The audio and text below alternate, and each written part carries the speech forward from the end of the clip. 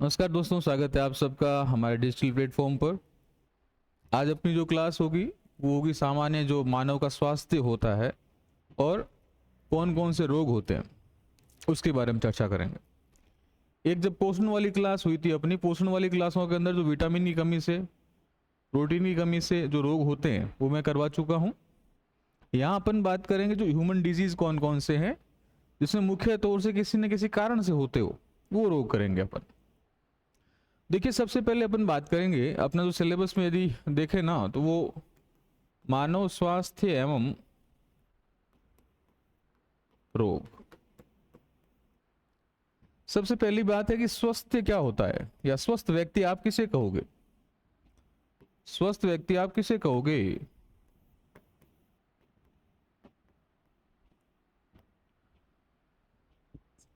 आजकल जो कहते हैं ना, एक शायर कहता है कि हर हंसता हुआ चेहरा खुश नहीं होता। वो क्यों कहता है? क्योंकि कुछ तो ऐसे उन्होंने सर्कमस्टांसेस देखे होंगे जिसके कारण उसे लगा होगा कि हर हंसता हुआ चेहरा खुश नहीं होता। तो स्वस्थ व्यक्ति वो होगा जो कई डायमेंशन में ठीक हो, जैसे शारीरिक रूप से अच्छा हो, वो व्यक्ति स्वस्थ होगा। दूसरा, मानसिक रूप से, जिस व्यक्ति की मेंटली हेल्थ अच्छी हो वो सबसे अच्छा माना जाएगा। कारण क्या? कि यदि मानसिक रूप से आप ठीक ठाक हो, स्वस्थ हो, शांत हो, अच्छे से काम करते हो, क्योंकि पूरी की पूरी बॉडी की कार्य प्रणाली होती है, मस्तिष्क जो सोचने पर निर्भर करता है वो भी क्या है आपका, एक मेंटली हेल्थी है। तो मेंटली हेल्थ का सही होना बहुत आवश्यक है। और तीसरा, मानव एक सामाजिक प्राणी है, तो आप इथिकली रूप से, नैतिक रूप से भी क्या होने चाहिए? स्वस्थ होने चाहिए। क्यों? क्योंकि मानव भी क्या है, एक सामाजिक प्राणी है। तो सामाजिक होने के नाते आपके तीनों रूप में क्या होने चाहिए? स्वस्थ होने चाहिए। ये परिभाषा किसने दी थी? WHO ने। कि स्वस्थ व्यक्ति वो होगा जो शारीरिक, मानसिक एवं सामाजिक रूप से क्या हो? स्वस्थ हो। एक बात तो ये। दूसरी बात, WHO क्या है साहब? तो ध्यान रखिएगा, विश्व स्वास्थ्य संगठन, वर्ल्ड हेल्थ ऑर्गेनाइजेशन, जिसकी स्थापना कब हुई थी? 7 अप्रैल को। और 7 अप्रैल को अपन क्या मनाते हैं? स्वास्थ्य दिवस। ठीक है जी, ये मोटे तौर से ध्यान रखिएगा। इसका मुख्यालय कहाँ है? स्विट्जरलैंड के अंदर है। ठीक है। तो स्वस्थ व्यक्ति किसे कहेंगे? ऐसा व्यक्ति जो शारीरिक रूप से, मानसिक रूप से और सामाजिक रूप से स्वस्थ हो, स्वस्थ व्यक्ति कहलाएगा। WHO की स्थापना 7 अप्रैल को कहाँ है? स्विट्जरलैंड में। और क्या है? स्वास्थ्य दिवस 7 अप्रैल को मनाते हैं। और ये WHO का कार्य क्या होता है? विश्व के अंदर कोई भी ऐसी स्वास्थ्य संबंधित कोई समस्याएं हो, आप देखो टीकाकरण की योजना है, पोलियो टीकाकरण योजना चलाई थी, वो सबसे पहले किसने कहा था चलाओ? WHO ने कहा था। तो WHO क्या होती है? विश्व के पूरे स्वास्थ्य जो भी संगठन है उसके रूप में काम करता है। पूरे विश्व का स्वास्थ्य संगठन उस रूप में काम करता है ना। ये विशेष गाइडलाइन जारी करता है। कोरोना जब आया था उस समय WHO ने कहा था कि महामारी है, ध्यान रखो, इस तरह से आप सिम्टम्स आते हैं, इस तरह से ये। तो ये सब काम कौन करता है? WHO करता है। अब देखिए, अभी तक आपने यदि बुक परचेज नहीं की है तो जरूर कर लीजिएगा, क्योंकि इस बुक में आपको ऐसे ऐसे कंटेंट मिलेंगे जो सामान्य पुस्तकों में नहीं मिलते। क्योंकि जो NCERT RBSC है वो सब इसमें समेकित है और एकदम ऑथेंटिक बुक के रूप में आप कह सकते हो। हाँ, हालांकि कुछ टाइपिंग मिस्टेक्स हो सकती है ना, क्योंकि फर्स्ट एडिशन है इसका। तो सेकंड एडिशन जब भी आएगा मैं आपको इतला कर दूंगा, लेकिन इसको जरूर खरीदिएगा। चलिए, मानव रोग। स्वस्थ व्यक्ति कौन सा होगा? जो शारीरिक रूप से, मानसिक रूप से एवं सामाजिक रूप से क्या हो? स्वस्थ हो। एक चीज तो ये। दूसरा, 7 अप्रैल को क्या मनाते हैं? स्वास्थ्य दिवस मनाते हैं। और 7 अप्रैल 1948 को WHO की स्थापना हुई थी, इसी कारण से अपन मनाते हैं। अब बात करते हैं मानव रोग। देखो, रोग कितने प्रकार के हो सकते हैं। एक तो ऐसे रोग जो हार्मोन की कमी से होते हो, ये अपन कहाँ पढ़ेंगे? मानव शरीर में पढ़ेंगे। मानव शरीर के अंदर जो हार्मोन वाला चैप्टर है ना, ग्रंथियां, उस ग्रंथियां वाले चैप्टर में पढ़ेंगे। यदि कोई ऐसे रोग जो हार्मोन की कमी या अधिकता से होते हो, हार्मोनी जनक रोग कहलाएंगे। दूसरे, अभाव रोग, डेफिशिएंसी डिजीज, ऐसे रोग जो किसी पोषण कारक की कमी या अधिकता से होगा, या कमी से ही होंगे अधिकतर, जैसे विटामिन की कमी से होने वाले रोग अभाव रोग कहलाएंगे। फिर है जन्मजात रोग, ऐसे रोग जन्म से बच्चा साथ में लेके आता हो, जैसे कोई बच्चा जन्मा, उसका होंठ कटा हुआ है या विकलांग पैदा हुआ हो, ये जन्मजात रोग है। फिर बात करेंगे आनुवांशिक रोग। ऐसे रोग जो आनुवांशिकी जो गुण है, जैसे डीएनए, आरएनए, गुणसूत्र, इन सब में क्या हो, किसी न किसी कारण से कोई कमी हो, तो फिर अब कैसे रोग होंगे, आनुवांशिक रोग होंगे। फिर लास्ट आता है अपना अर्जित रोग या उपार्जित रोग। ऐसे रोग जो वातावरण से प्राप्त करते हो, चाहे हवा, मिट्टी, इन सब से, तो वो कैसे होंगे, अर्जित रोग। ये वातावरण से प्राप्त करेंगे, एक्वायर्ड डिजीज कहलाते हैं इनको। ये दो प्रकार के होंगे, एक तो संक्रामक रोग, ऐसे रोग जो फैलते हो, और ऐसे रोग जो नहीं फैलते हो, असंक्रामक या असंचरणीय रोग। यहां थोड़ी सी ध्यान दीजिएगा कि संक्रामक रोग को और क्या बोलते हैं, संचरणीय रोग, और असंक्रामक को बोलते हैं असंचरणीय रोग। अब देखिए, वापस देखो, हार्मोन की कमी से हार्मोनजनक, विटामिन की कमी से अभाव रोग, जन्म से ही पैदा हो, जन्म से ही रोग आते हो, जन्मजात रोग, आनुवांशिक गुणों के कारण, चाहे डीएनए, आरएनए, गुणसूत्रों में कोई कमी हो, आनुवांशिक रोग। ऐसे रोग जो वातावरण से अपन प्राप्त करते हैं, ये क्या है, अर्जित रोग। संक्रामक और संचरणीय रोग, जीवाणु, विषाणु, प्रोटोजोआ, कवक, हेलमिंथेस, ये अपने लिए इंपॉर्टेंट है। और फिर ऐसे रोग जो फैलते नहीं हो, जैसे अब देखिए, किसी के क्या हुआ, होठ कटा हुआ है, या किसी के बाल है ही नहीं, खलवाट है, एकदम गंजा है, हाँ, या किसी को बहुत अधिक बाल हो, तो क्या पास में बैठे हुए व्यक्ति के भी ऐसे हो जाएगा, नहीं होता है। ऐसे रोग कहलाएंगे असंक्रामक रोग। क्यों, क्योंकि ये फैलते नहीं है ऐसे। तो देखिए, एक एक रोग को अपन चर्चा कर लेते हैं। सबसे पहले देखो, ये अपन दोनों चैप्टर कहां पढ़े हैं, हार्मोनजनक रोग तो ग्रंथियों के अंदर, अभाव रोग तो विटामिन वाले में। अब देखते हैं आगे। सबसे पहले ये तो अपन ने पढ़ लिया, हार्मोनजनक, जैसे मधुमेह पढ़ा, वो नाम अपन पढ़ा किसमें, मानव शरीर के अंदर। अभाव वाले रोग, ऐसे रोग जो विटामिन वगैरह इनकी कमी से होते हो, वो सब अभाव या डेफिशिएंसी डिजीज कहलाते हैं, जैसे क्वासियोरकर, मेरास्मस, प्रोटीन की कमी से होता है। जन्मजात रोग, ऐसे रोग जो जन्म से ही उत्पन्न होते, जैसे बहरापन, कोई बच्चा है जो जन्म से ही क्या हो, बहरा हो, सुन नहीं सकता हो, है ना, गूंगा हो। जन्मजात अंधापन, कोई बच्चा जन्म से ही अंधा है, देख नहीं पाता है, ये जन्मजात रोग है। आनुवांशिक रोग, ऐसे रोग जो किसी आनुवांशिकी या जीन में या डीएनए में या आरएनए में या गुणसूत्र में किसी न किसी विफतन के कारण होता हो, वो कैसे रोग कहलाएंगे, आनुवांशिक रोग। अब देखिए, मैं फिर से कह रहा हूं, यदि एग्जामिनर ने सोचा ना, तो ऐसा प्रश्न बना सकता है, आपसे पूछेंगे निम्न में से कौन सा आनुवांशिक रोग नहीं है, तो 5-6 रोग है, उनको याद ही कर लो आप। पहला रोग देखो, थैलेसीमिया, जिस रोग में खून नहीं बनता हो, है ना, ये मैंने ब्लड वाले चैप्टर में आपको कराया हुआ है, फिर भी ध्यान रखना। थैलेसीमिया रोग कौन सा होता है, ऐसा रोग जिसमें शरीर में खून नहीं बनता हो, थैलेसीमिया रोग, ठीक है साहब, या हीमोग्लोबिन की कमी होती हो, थैलेसीमिया रोग। दूसरा सिकल सेल एनीमिया रोग। कई बार क्या होता है कि आरबीसी आपकी हंसियाकार, है ना, सिकल सेप, सिकल को क्या बोलते हैं, सिकल का मतलब होता है हंसिया, जो अपना फसल काटते हैं वो हंसिया। तो सिकल सेल एनीमिया रोग, एनीमिया का मतलब खून की कमी, तो सिकल सेल एनीमिया। वर्ण अंधता, कई बार क्या होता है, कलर ब्लाइंडनेस, कलर, आपको कलर विभेद नहीं कर पाओगे कि बैंगनी है कि लाल है कि पीला है, वो क्या है, कलर ब्लाइंडनेस।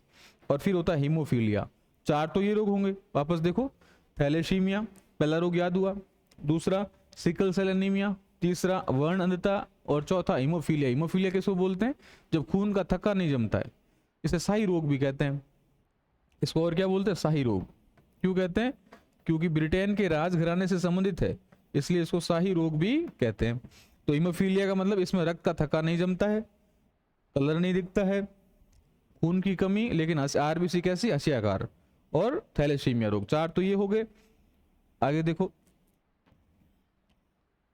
फिनाइल कीटोन्यूरिया, नाम ही याद कर लो बस, उससे ही अपना बेड़ा पार हो जाएगा। इसमें क्या होता है, फिनाइल कीटोन्यूरिया में, ये भी आनुवांशिक रोग है, और इसमें क्या होगा, शरीर का जो विकास है वो सही से नहीं हो पाएगा, मानसिक विकास सही से नहीं होगा, बुद्धिहीन बच्चा होगा, हड्डियां कमजोर होगी, और उसका सिर बहुत ही छोटा होगा। इसमें होता क्या है, एक एमिनो अम्ल यानी प्रोटीन होता है, प्रोटीन या अमीनो अम्ल होता है। देखो, प्रोटीन किससे बनता है, एमिनो अम्ल से बनते हैं। तो ये जो एमिनो अम्ल होता है, उस एमिनो अम्ल का नाम है phenyl ketonuria, sorry phenyl alanine. Phenyl alanine क्या होता है, कई बार किसी एंजाइम की कमी से विभेजित इस प्रकार से होगा कि फिर क्या होगा,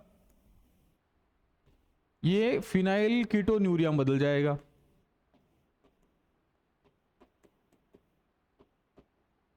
देखो फिनाइल एलेनिन क्या होता है, एक प्रकार का प्रोटीन है। कई बार कुछ एंजाइम की कमी से या एंजाइम की कमी से क्या होता है कि ये जो फिनाइल है, ये फिनाइल एलेनिन है, फिनाइल कीटोन्यूरिया में चेंज हो जाता है, जो कि क्या होता है कि आईक्यू, जो मस्तिष्क को पोषण देता है, ये फिनाइल एलेनिन दिमाग को पोषण देता है। अब ये क्या होगा, यदि ये इसमें चेंज हो गया तो दिमाग को पोषण नहीं मिलेगा, तो मानसिक रूप से विकास है वो अवरुद्ध हो जाएगा। तो ये ध्यान रखिएगा, फिनाइल कीटोन्यूरिया। और फिर ध्यान रखना एल कैप्टोन्यूरिया, ये भी एक आनुवांशिक रोग है। इसमें क्या होगा कि 30 वर्ष के बाद, उम्र के बाद ये क्या होगा, प्रदर्शित होगा। इसमें क्या होगा, जो मूत्र होगा ना वो कैसा हो जाएगा, काला हो जाएगा। तो वापस देख लो एक बार, आपसे पूछे आनुवांशिक रोग कौन से हैं, बताओ देखिए एक बार। बोलो थैलेसीमिया, कोई दिक्कत नहीं, होनी भी नहीं चाहिए। दूसरा sickle cell anaemia, sickle cell anaemia. देखो ये प्रश्न सीधा ऐसे आ सकता है कि निम्न में से कौन से रोग आनुवांशिक रोग नहीं है या है, तब ये ध्यान रखिएगा। सिकल सेल एनीमिया हो गया, हिमोफीलिया हो गया, वर्णाधानता हो गया, और फिनाइल कीटोन्यूरिया हो गया, फिनाइल कीटोन्यूरिया।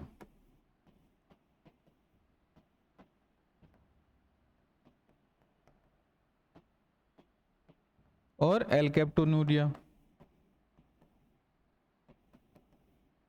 ठीक है, तो ये रोगों के बारे में ध्यान रखिए, कैसे रोग हैं, आनुवांशिक रोग है। अब जो कुछ आप देखते हो ना, जैसे गंजापन हो गया किसी का, ये भी हो सकता है आनुवांशिक डिजीज हो, क्योंकि यदि माता पिता के यदि इस तरह के सिम्टम्स है, ऐसे गुणसूत्रों में है चीजें, तो वो भी बच्चे में होगा। एक होता है हाइपरट्राइकोसिस, ये भी आनुवांशिक रोग है। इसमें क्या होता है, कई बार शरीर पर इतने ज्यादा बाल हो जाते हैं, हाइपर, हाइपर का मतलब बहुत अधिक, और ट्राइकोसिस का मतलब बालों की अधिकता। तो हाइपर ट्राइकोसिस में क्या होता है कि जन्मजात भी होता है और आनुवांशिक रोग भी है, और एम्ब्रास सिंड्रोम भी कहते हैं। कई बार पूछा हुआ है कि एम्ब्रास सिंड्रोम क्या है, एम्ब्रास, ध्यान रखिएगा, हाइपरट्राइकोसिस है। इसमें क्या होता है, वाई गुणसूत्र होता है, उस वाई गुणसूत्र में इतना दोष हो जाता है कि शरीर पर अधिक और घने बाल पनप जाते हैं, रीछ की तरह व्यक्ति दिखता है।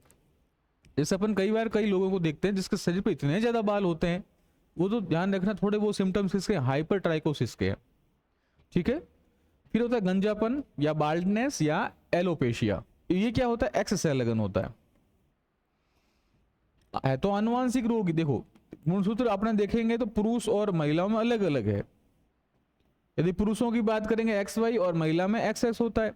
कुछ रोग तो क्या होंगे, एक्स के सेल लगन होंगे, एक्स के ऊपर टिके हुए होंगे, और कुछ होंगे जो वाई के ऊपर टिके हुए होंगे। और वाई पर टिका हुआ कौन सा है, हाइपरट्राइकोसिस। हीमोफीलिया किस पर टिका हुआ है, एक्स पर। तो अधिकतर रोग किस पर टिके हुए होते हैं। एक चीज और बता देता हूं मैं आपको, यदि परीक्षा में ऐसा प्रश्न आ जाए कि निम्न आनुवांशिक रोग, चाहे आपसे पूछ ले कि भाई हीमोफीलिया पूछ ले, वर्णांधता पूछ ले, कि ये निम्न में से किस संलग्न रोग है, मतलब किस से जुड़े हुए हैं, तो ध्यान रखना एक्स संलग्न रोग है अधिकतर। इसीलिए ध्यान रखना ये महिलाओं में नहीं होते हैं, क्योंकि महिला केवल और केवल इसी क्या होती है, वाहक होती है। ये रोग किस में होते हैं साहब, पुरुषों में होते हैं। ठीक है, फिर होता है वाई संलग्न रोग, ऐसे रोग जो वाई गुणसूत्र पर पाए जाते हैं। तो फिर ये जैसे हाइपरट्राइकोसिस, मैंने बताया आपको, ये हाइपरट्राइकोसिस। ठीक है,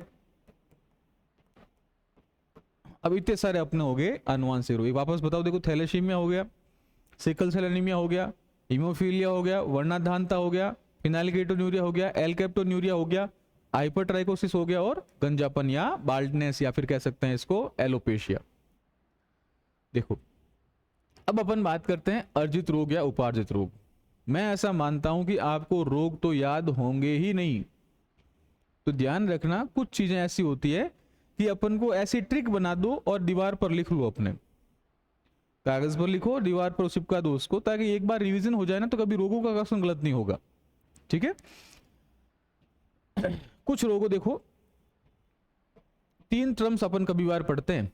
एक तो होते हैं स्थानिक रोग, माना कि ये एरिया है, इस एरिया में देखो यदि केवल इसी जगह पर ही कोई रोग हो रहा है, वो तो कैसे रोग होंगे? स्थानिक रोग होंगे। ऐसे रोग जो सीमित क्षेत्र या सीमित भौगोलिक क्षेत्र पर होते हो वो कैसे रोग होंगे? स्थानिक रोग होंगे। ठीक है, फिर अपन बात करते हैं दूसरा, स्थानिक ऐसे रोग क्या होंगे जो केवल स्थान विशेष में ही निहित होते हैं, स्थानिक रोग कहलाएंगे। जैसे आई फ्लू हो गया, किसी को पेचिस हो गया, है ना, ये सब क्या स्थानिक रोग है। फिर होता है महामारी। अब देखो ये जो रोग है यहां से फैलना स्टार्ट होगा और कुछ आसपास के एरिया में प्रभावित करेगा, तब वो क्या कहलाएगी? महामारी। और जब संपूर्ण विश्व इससे प्रभावित हो जाए तो वो क्या कहलाएगा? वैश्विक महामारी। ठीक है, तो ये तीन टर्म्स ध्यान रखना। इसको बोलते हैं स्थानिक रोग, किसी स्थान विशेष पर होंगे, थोड़े और अधिक फैले, महामारी, और बहुत अधिक विस्तृत रूप से पूरे विश्व को चपेट में ले ले, वैश्विक महामारी। ठीक है, एंडेमिक, एपिडेमिक और पेंडेमिक, ये इंग्लिश टर्म्स भी ध्यान रखना। एंडेमिक का मतलब स्थान विशेष, स्थान विशेष पे स्थानिक। एपिडेमिक, एपिडेमिक का मतलब होता है महामारी जो कुछ स्थान विशेष को छोड़कर कुछ अन्य स्थानों को भी प्रभावित करना शुरू कर दे, एक स्थान से दूसरे स्थान पर फैलकर अधिक से अधिक फैलाने का काम करे, मनुष्य को संक्रमित करने का काम करे, तो महामारी होगी। जैसे अपन कैसे चेचक फैल गया, हैजा फैला था, आपको पता है, प्लेग फैला था, है ना, प्लेग अधिकारी रेड आयस्ट की हत्या की थी, तो वो सब क्या है? महामारियां थी। फिर वैश्विक महामारी पूरे विश्व को चपेट में ले ले।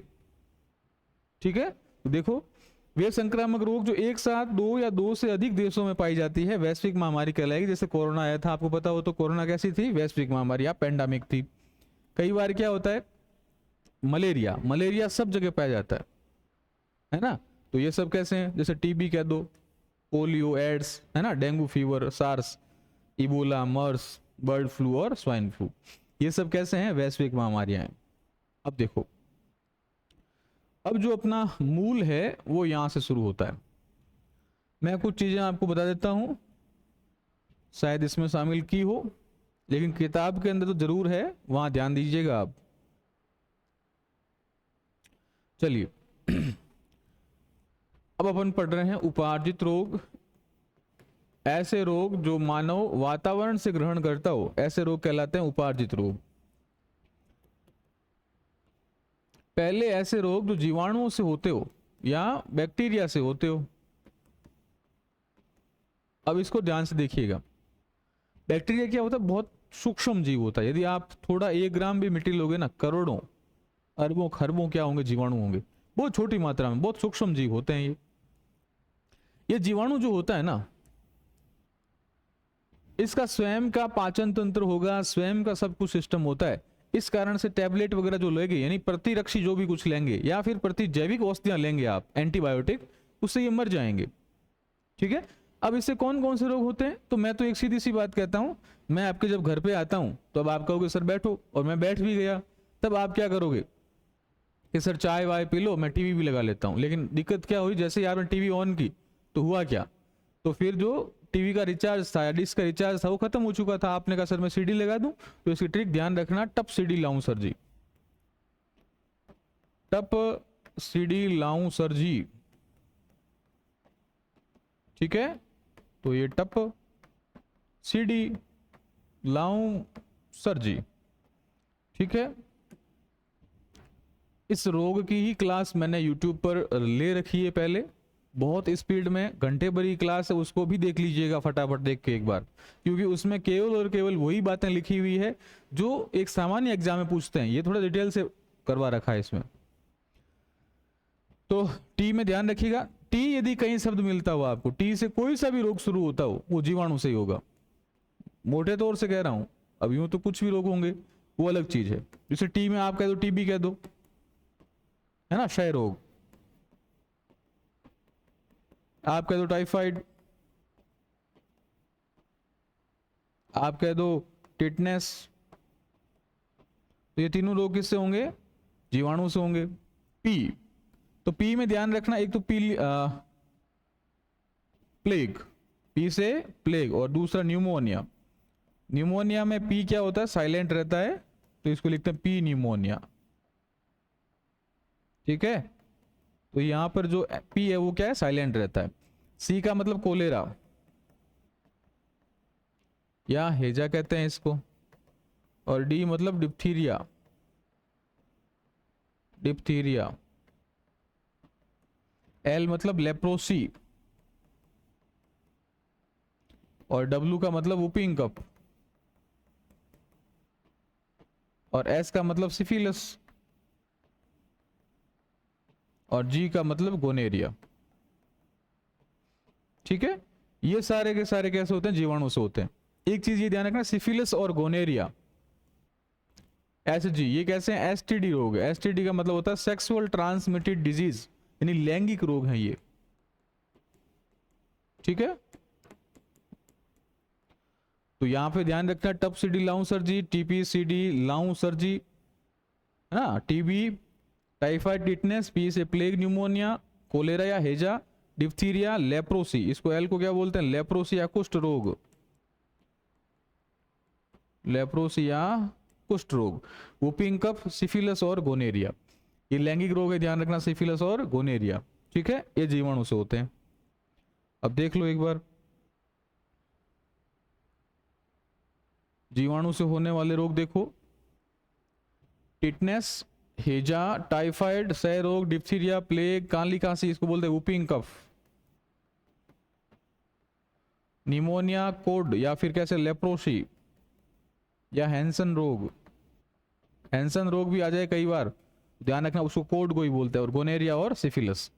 तो ये मोटे तौर से रोग होते हैं। अब एक बार इनका डिटेल देख लें, या पहले मेरे हिसाब से ट्रिक ही देख लेते हैं, चलो ट्रिक देख लेते हैं। तो ये तो किससे हुए साहब, विषाणु से हो गए।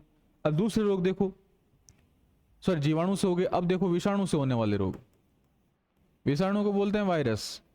थोड़ी सी यहां डिटेल देख लो आप, ये जो वायरस जो होता है ना, इस वायरस की खास बात क्या है, यदि आप इसका स्ट्रक्चर देखोगे ना, ये होता है बाह्य कोट, प्रोटीन का बना हुआ होता है। किसका बना है, प्रोटीन का। इसकी एक मजे की बात यह है, जैसे अपने अंदर आरएनए भी पाया जाएगा और डीएनए भी पाया जाएगा, लेकिन इसमें केवल एक ही आनुवांशिक पदार्थ होगा। आनुवांशिक पदार्थ कैसा होगा, एक ही होगा। एक का मतलब या तो डीएनए होगा या आरएनए होगा, दोनों कभी साथ में नहीं पाए जाएंगे। देखो बाह्य कोट होता है, उस बाह्य कोट के अंदर आनुवांशिक पदार्थ है। आनुवांशिक पदार्थ की मजे की बात क्या है, या तो इसमें डीएनए होगा या आरएनए होगा, दोनों कभी भी साथ में अवस्था में नहीं पाए जाते। इसीलिए ध्यान रखिएगा, अपन डीएनए अलग पढ़ते हैं और आरएनए वाले वायरस अलग पढ़ते हैं। और मजे की बात सुनो, ये जो वायरस होता है, ये सजीव और निर्जीव के मध्य की योजक कड़ी होता है। कैसे, देखो जब भी किसी शरीर में प्रवेश करेगा, यानी सजीव कोशिका में प्रवेश करेगा, तो वायरस जिंदा है, और बाहर है तो मरा हुआ है। यानी वायरस कभी मरता नहीं, अमर है, ये ध्यान रखना। ये कैसा है, अमर है।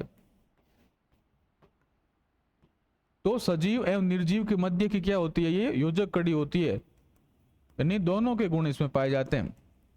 साहब ठीक है, अब इसमें खास बात क्या है, इसका स्वयं का कोई डाइजेस्टिव सिस्टम नहीं है। तो डाइजेस्टिव सिस्टम नहीं है तो आप किसी भी प्रकार की इसमें एंटीबायोटिक लोगे, जैसे वायरस से कोई डिजीज हो गया, सर्दी जुकाम भी हो गया ना आपको, सर्दी जुकाम, जुकाम होने पर आप टैबलेट लेते हो, जुकाम का टैबलेट से कोई फर्क नहीं पड़ता है। क्यों, क्योंकि वायरस से होता है, और उस वायरस पर उस एंटीबॉडी या प्रतिजैविक औषधियों का कोई फर्क नहीं पड़ता। तो ध्यान रखिएगा, इस पे प्रतिजैविक औषधियों का कोई फर्क नहीं पड़ता है। कई बार पूछा हुआ भी है, प्रतिजैविक यानी एंटीबायोटिक। अब जुकाम हो गया और आपने एंटीबायोटिक औषधि ले ली, कोई फर्क नहीं पड़ेगा। उसका कारण क्या है, क्योंकि वायरस खुद का कोई भी पाचन तंत्र नहीं होता है। जो पाचन तंत्र नहीं होगा तो वायरस के ऊपर कैसे जाएगी वो एंटीबॉडी। तो ध्यान रखिएगा, प्रतिजैविक औषधियों का कोई असर नहीं होता है, ये भी खास बात है।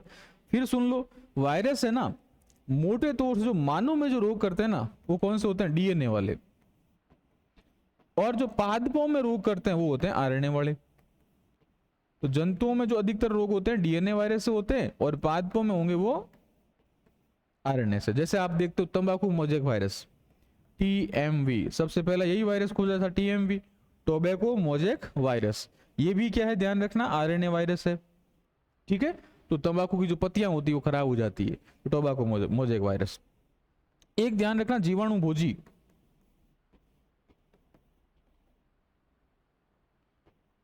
जीवाणु भोजी क्या होता है, ऐसे वायरस, ये वायरस है, ध्यान रखना।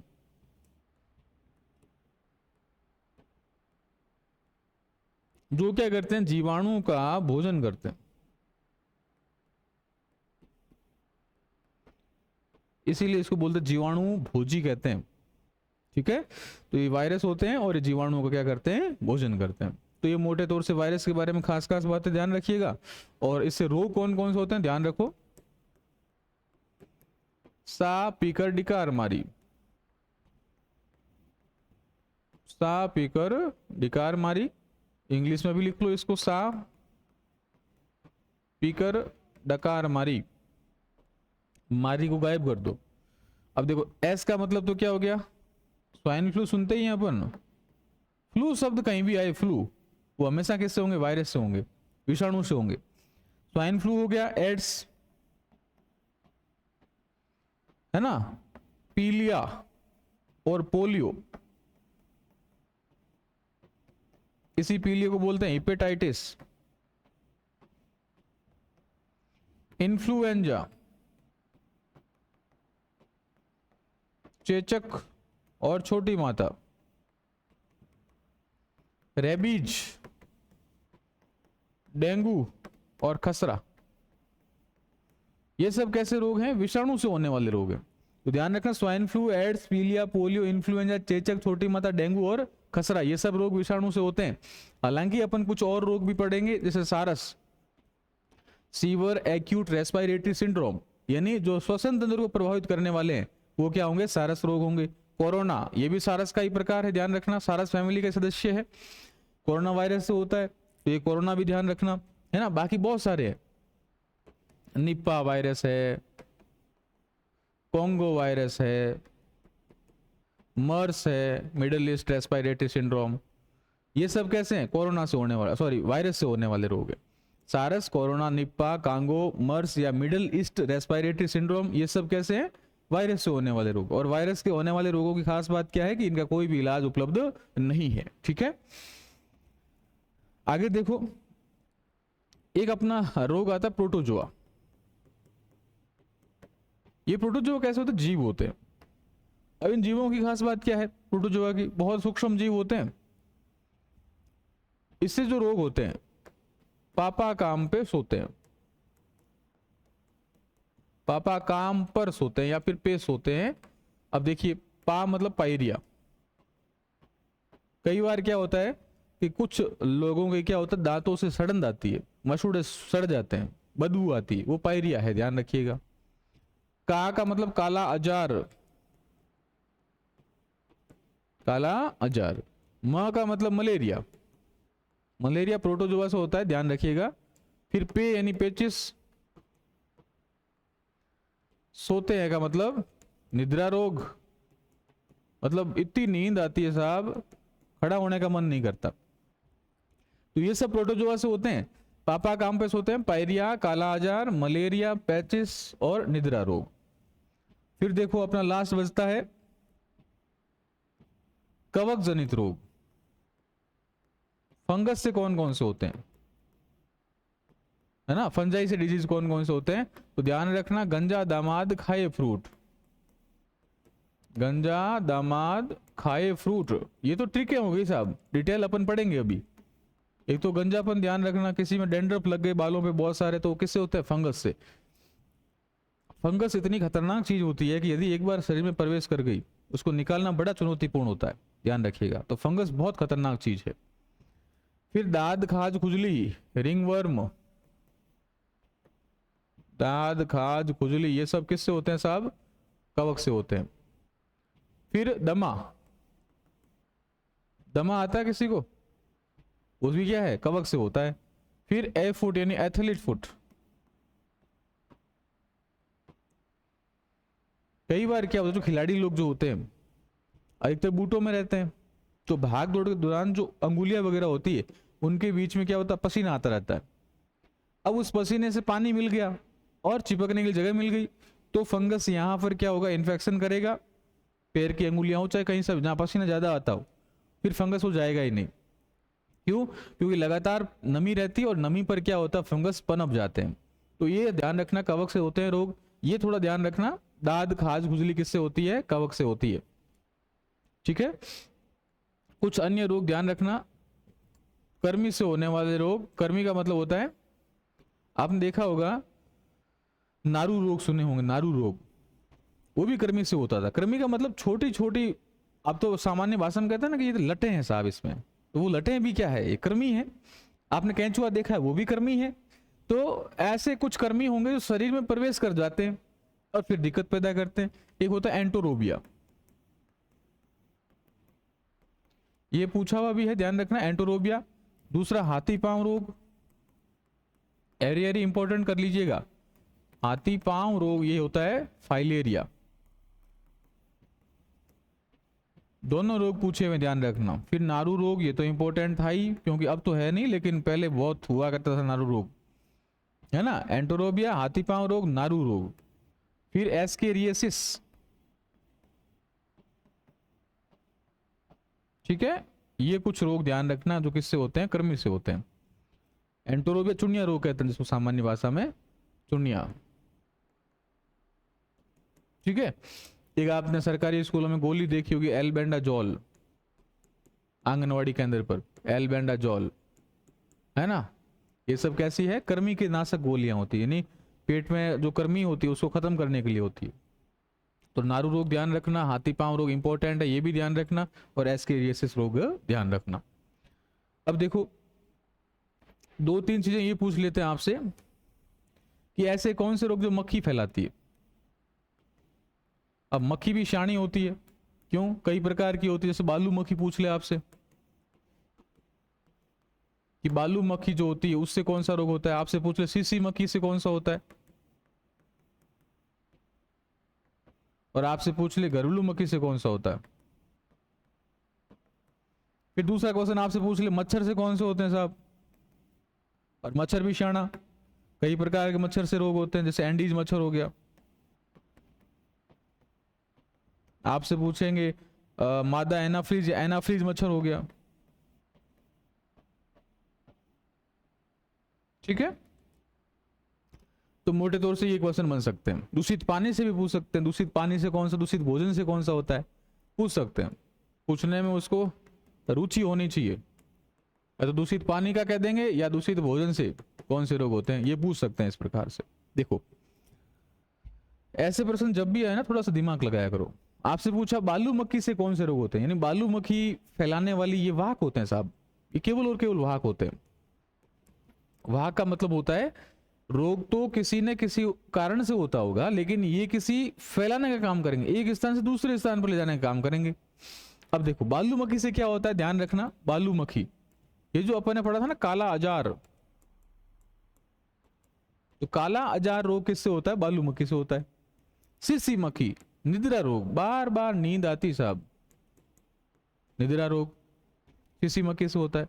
तो सीसी सीसी क्या सोते रहते हो यार, ऐसे याद रह जाएगा। बालू, बालू कैसे होती? काली होती है, तो काला अजार। घरेलू मक्खी हेजा होता है साहब, हेजा टाइफाइड कह दो, है ना, ये होता है घरेलू मक्खी से। एंडीज मच्छर, आपने सुना होगा डेंगू, है ना, डेंगू अरबो वायरस से होता है। ये किससे होता है? ध्यान रखना, एंडीज मच्छर से होता है। फिर एनाफ्रीज मच्छर, आप तो सुनते ही हो, मलेरिया। ठीक है। तो ये कुछ रोग ध्यान रखना, कई बार पूछे हुए भी हैं। ये ध्यान रखना, मच्छर हमेशा मादा होगी, पुरुष मच्छर नहीं करेगा ऐसा काम। ठीक है। फिर दूषित पानी वगैरह से, तो पानी से हेजा हो सकता है ना। दूषित पानी से तो बहुत सारे रोग, हेजा हो सकता है, टाइफाइड हो सकता है ना। फिर भोजन से, ये भी टाइफाइड, ध्यान रखना, टाइफाइड भोजन से भी हो सकता है, दूषित भोजन से। तो कुछ मोटे तौर से ये डिस्क्रिमिनेशन है, वो ध्यान रखिएगा। एक बार वापस देख लेते हैं अपन आनुवांशिक रोगों के बारे में, बता दो एक बार वापस। Thalassaemia, sickle cell anaemia, haemophilia, वर्णाधानता, विनाइलगिटोन्यूरिया और एल्काप्टोन्यूरिया और हाइपरट्राइकोसिस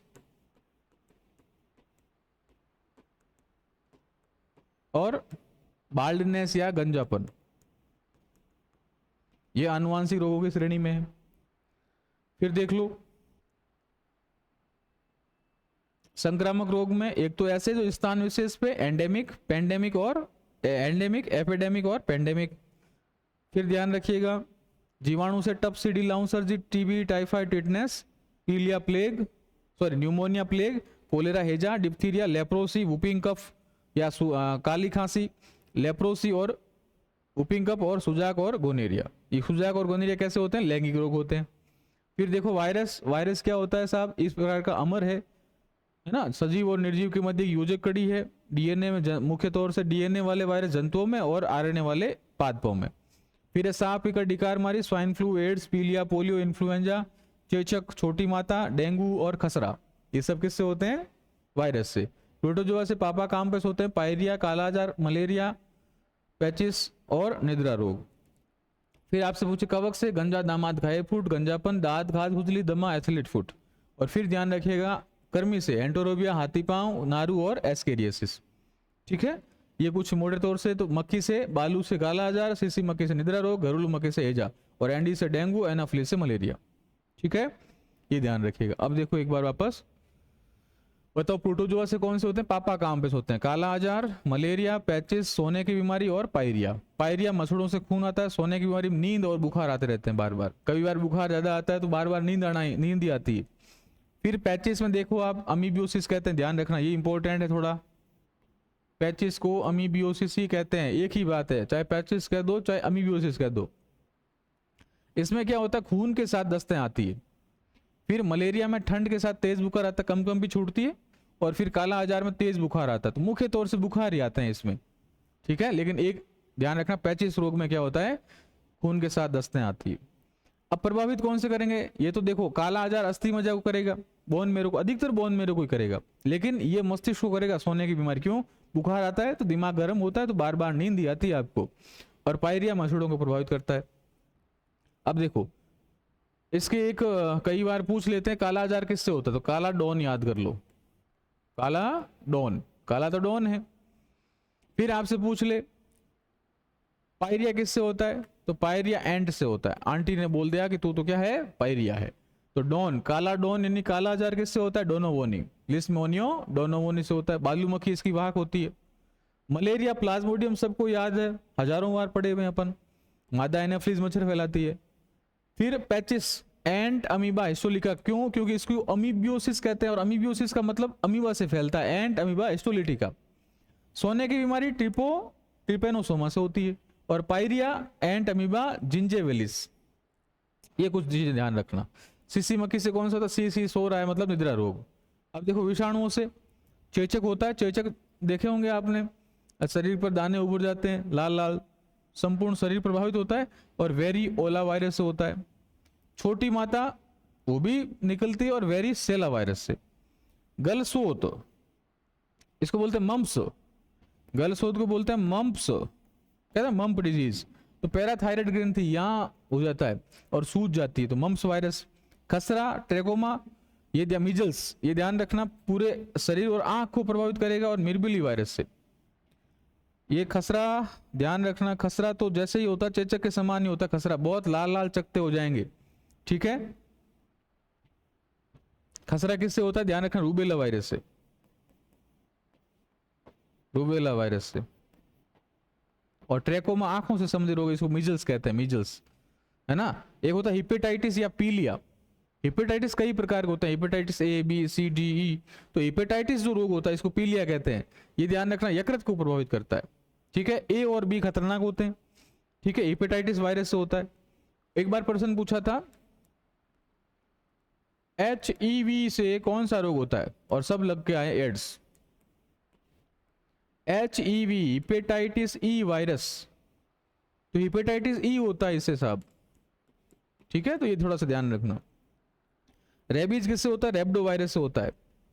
ठीक है, और तंत्रिका तंत्र को प्रभावित करेगा। हाइड्रोफोबिया भी कहते हैं इसको, रेबीज को हाइड्रोफोबिया। मेनिंजाइटिस मस्तिष्क को प्रभावित करता है। मस्तिष्क के ऊपर परतें होती है ना, वो परतें सूज जाती है, तो मेनिंजाइटिस। एड्स प्रतिरक्षा प्रणाली को प्रभावित करेगा। ठीक है, तो एड्स किससे होता है? HIV से होता है। फिर डेंगू जबर, हड्डी तोड़ बुखार, शरीर के खास तरह का सिर, आंखें टूटती है, हड्डियां टूटना शुरू हो जाती है, मतलब हड्डियों में टूटना ऐसा महसूस होता है। तो ये ध्यान रखना, हड्डी तोड़ बुखार किसको बोलते हैं? डेंगू को बोलते हैं। और किससे होती है? अरबो वायरस होता है। और इसको फैलाता कौन है? एंडीज मच्छर, मादा एंडीज मच्छर। फिर पोलियो, तंत्रिका तंत्र और पोलियो वायरस से, इन्फ्लुएंजा शरीर को प्रभावित करता है और मिक्सो वायरस से। ठीक है, ये तो रोग कारक तो नहीं पूछेंगे, लेकिन खास खास बातें यहाँ आपसे पूछते हैं। ये तो मैंने आपको करवा दिया, ये भी मैंने करवा दिया। चलो, एक कुछ खास बातें, इंसुलिन की खोज किसने की थी? बेंटिंग और बेस्ट ने। इंसुलिन क्या होता है? हमारी जो ग्रंथि होती है अग्नाशय, इस अग्नाशय में कोशिका होती है अल्फा और बीटा, इस बीटा से क्या निकलता है? इंसुलिन निकलता है। और ये इंसुलिन क्या होता है? मधुमेह रोग को, यानी सीधी सी बात है, ग्लूकोज को कम करता है। अब कई बार क्या होता है, इंसुलिन शरीर में कम हो जाए तो क्या हो जाता है? मधुमेह हो जाता है। तो ये जो होता है मधुमेह, इस मधुमेह के जो इलाज के लिए इंसुलिन का आविष्कार किया, किसने किया था? बेंटिंग और बेस्ट ने। तो ये याद कर लो, इंसुलिन बेस्ट है, मतलब बेंटिंग और बेस्ट। चेचक के टीके की खोज एडवर्ड जेनर ने। सबसे पहले टीके का आविष्कार किसने किया था? वो भी एडवर्ड जेनर ने किया था, है ना, सबसे पहले टीके का आविष्कार। रेबीज के टीके की खोज किसने की? लुई पाश्चर ने। आप देखते हो दूध की जब थैली लेते हो ना, उस पर लिखा पाक्षिकृत, टोंड दूध। तो पाक्षिकृत का मतलब क्या होता है कि एक बार फुल गर्म करके वापस हाथों हाथ ठंडा कर दो तो जीवाणु, जो रोगाणु वगैरह होंगे ना, मर जाएंगे, उसे बोलते हैं पाक्षिकरण। फिर है पोलियो के टीके की खोज साल्क और सेबिन। आप कहते हैं 2 बूंद जिंदगी की, वो किसने ध्यान रखना? साल्क और सेबिन, 2 प्रकार के, आईपीवी और ओपीवी। आईपीवी और ओपीवी। आईपीवी तो कौन से होते हैं? जो टीके लगते हैं किसी के, और ओपीवी मतलब ओरल पोलियो वैक्सीन, मुंह में 2 बूंद डालते हैं। फिर हेजे के टीके की खोज रॉबर्ट कोच ने की थी, रॉबर्ट कोच ने। कुछ रोग है जो 3 औषधियां उपयोग होती है जिसमें, जैसे आप देखते हो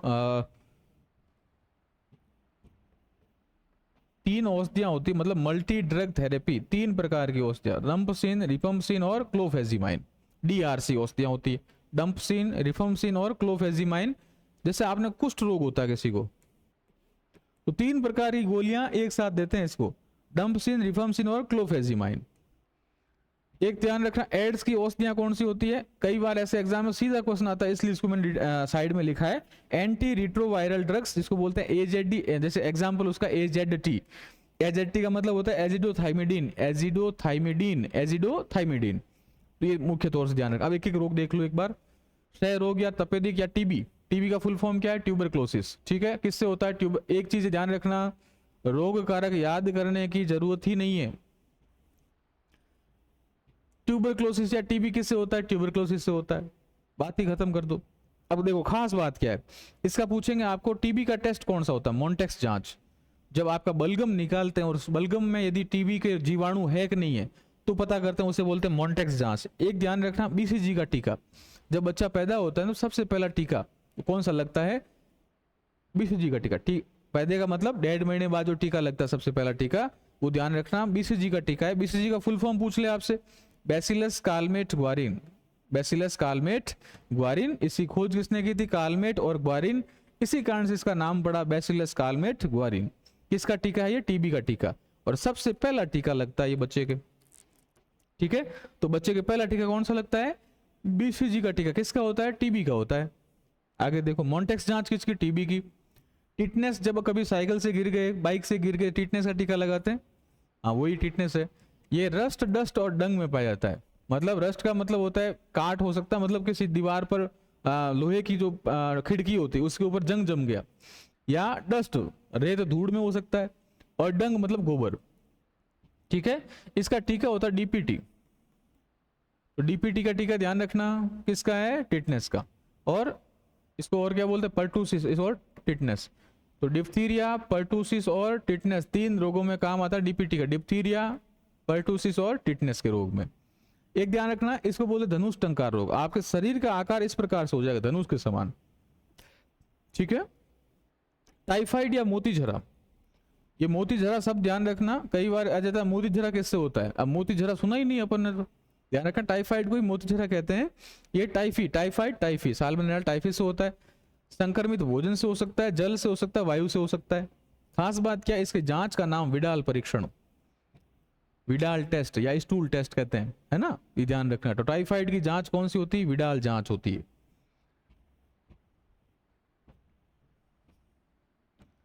फिर देखो हेजा, तो हेजा भी क्या है? एक महामारी है, विबरियो कोलेरी। ये थोड़ा इंपॉर्टेंट, क्यों हेजा को इंग्लिश में क्या बोलते हैं? कोलेरी, तो कोलेरा, कोलेरी ध्यान रखना। अब देखो एजे के उपचार के लिए ओआरएस जो लेते हैं अपन, है ना, ओआरएस आपने सुना होगा। अभी गर्मियों के मौसम में यदि आप हॉस्पिटल जाओगे तो आप डॉक्टर को आप सीधा सीधा डॉक्टर क्या देगा, ओआरएस देगा, ओरल रिहाइड्रेशन सॉल्यूशन या साल्ट भी कहते हैं इसको, ओरल रिहाइड्रेशन। हाइड्रेशन का मतलब क्या होता है, पानी की अधिकता, और डिहाइड्रेशन का मतलब होता है, रिहाइड्रेशन का मतलब पानी को यदि कम हो गया उसको वापस बढ़ाना, साल्ट या ओआरएस ये भी कह सकते हैं, या शुगर सॉल्यूशन भी कहते हैं। फिर होता है गलघोंटू बुखार, डिप्थीरिया। कई बार क्या होता है, ये यहां से आपका चीज सूज जाएगा, अब सूजेगा तो सांस नहीं आएगा, उसको बोलते हैं गलघोंटू बुखार। खास बात क्या है, इसमें टीका लगता है पेंटावेलेट का, और दूसरा डीपीटी का टीका। ये इंपॉर्टेंट ध्यान रखना, मैंने बता दिया डीपीटी का टीका किन किन रोगों में लगता है, डिप्थीरिया, पर्टूसिस, टिटनेस रोगों में, ठीक है। फिर देखो काली खांसी, इसको बोलते पर्टूसिस, वही डीपीटी का टीका। कुकर खांसी या वुपिंग कप, ठीक है। इसकी खास बात क्या है, वापस वही डीपीटी का टीका। कुष्ठ रोग, कोल्ड रोग में खास बात एक तो ध्यान रखना, माइक्रोबैक्टीरियम लेप्री से होता है, इसको हैंसन रोग कहते हैं। त्वचा है ना आपकी एकदम सफेद पड़ेगी, और फिर चमड़ी, जो चमड़ी है ना गलने लग जाएगी, ठीक है।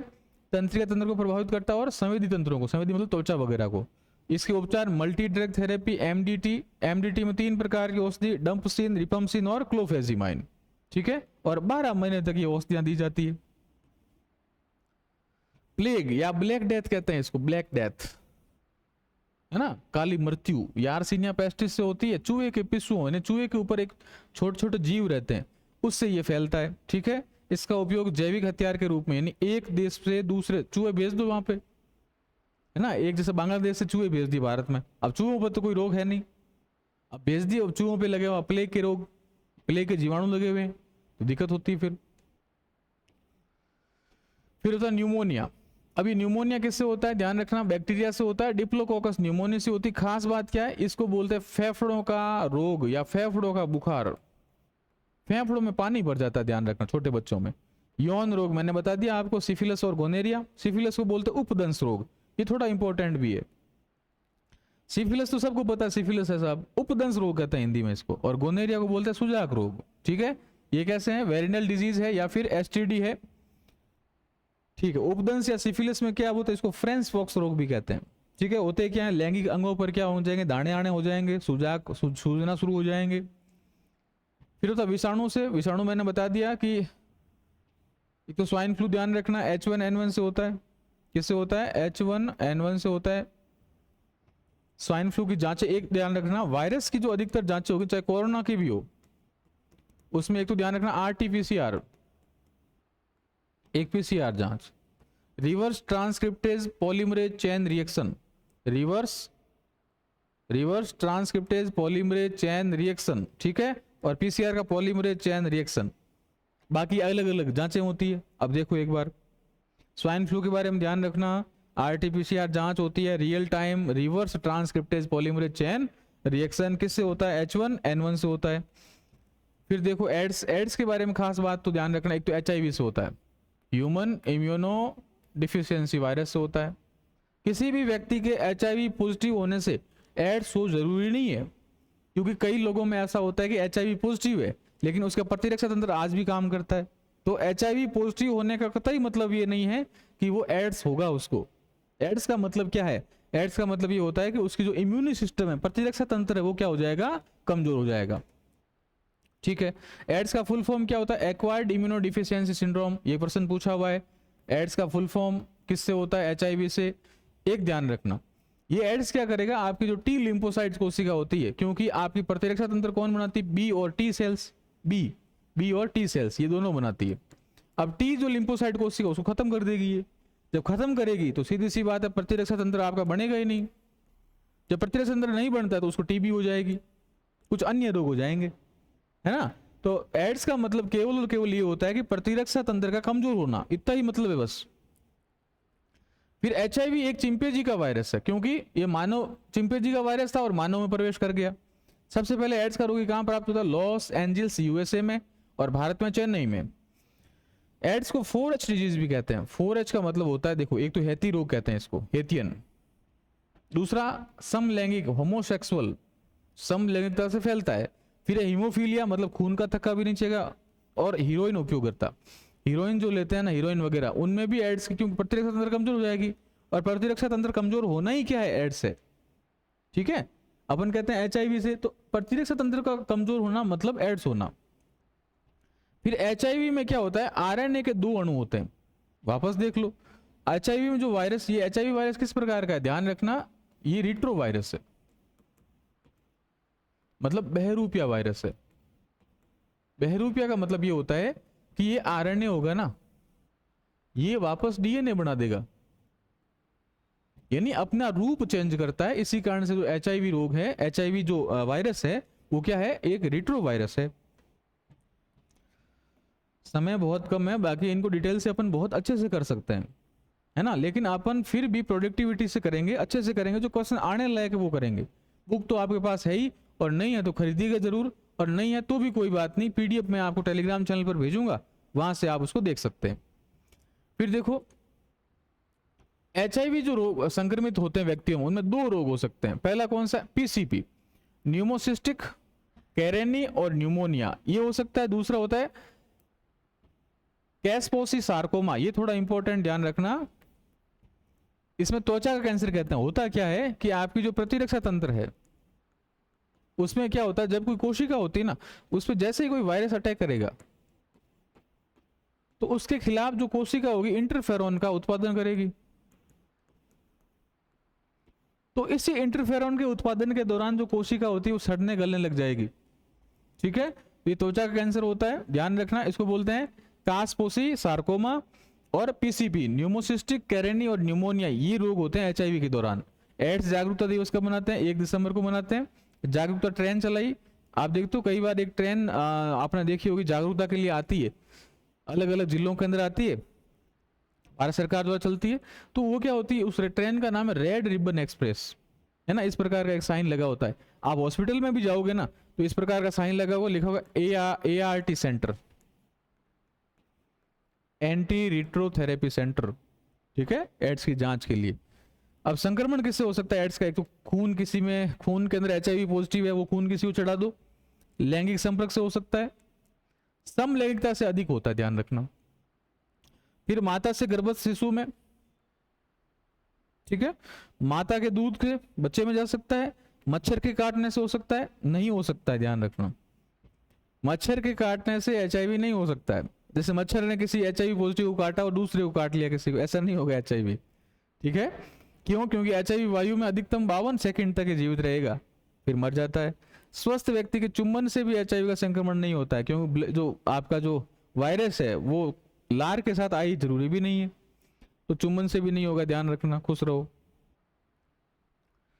अब जांचें देखो, ये इंपॉर्टेंट है। एक तो एलिसा जांच, दूसरा western blot test, rapid test, एक एनबी न्यूक्लियर एसिड टेस्ट कर सकते हैं। पीसीआर टेस्ट ध्यान रखना, ये इंपॉर्टेंट है, ये सबसे नवीन जांच है पीसीआर टेस्ट। तो पूछिए एड्स की सबसे नवीनतम जांच कौन सी, पीसीआर जांच। रैपिड टेस्ट भी ध्यान रखना, वेस्टर्न ब्लॉट टेस्ट, ये ध्यान रखना। सबसे पहले क्या होता है, जब एड्स जांच कराने जाते हो ना, तो पहले आप करेंगे क्या, एलिसा टेस्ट। एलिसा का फुल फॉर्म होता है एंजाइम लिंक्ड इम्यूनोसॉर्बेंट एसिड, ये कर दी। उससे देखेंगे कि एचआईवी है या नहीं है। एचआईवी है इस खून में, नहीं है साहब, कोई बात नहीं, लेकिन फिर उसमें क्या करेंगे, वापस से इस बार परफेक्ट करेंगे। तो परफेक्ट करने के लिए डब्ल्यूबीटी जांच करेंगे। डब्ल्यूबीटी मतलब वेस्टर्न ब्लॉट टेस्ट करेंगे। यदि इसमें भी कह दिया कि साहब नहीं है, तो फिर अपन सोचेंगे कि नहीं है, लेकिन फिर भी कहता कोई नहीं, मैं तो मैं पूरा जांच कराऊंगा, तो फिर सीधा किस पे जाते हैं, पीसीआर जांच पे करते हैं। इसमें क्या होता है, जो डीएनए वगैरह होते हैं, उस डीएनए में देखते हैं कि उस वायरस के कुछ अंश है या नहीं है, तो इस प्रकार से जांच करते हैं। एक होता है हार्ट, क्या होता है ध्यान रखना, highly active anti retroviral therapy, highly active anti retroviral therapy. ये क्या होता है, एचआईवी के उपचार की पद्धति होती है। इसमें क्या होता है, कई औषधियां एक साथ दी जाती है।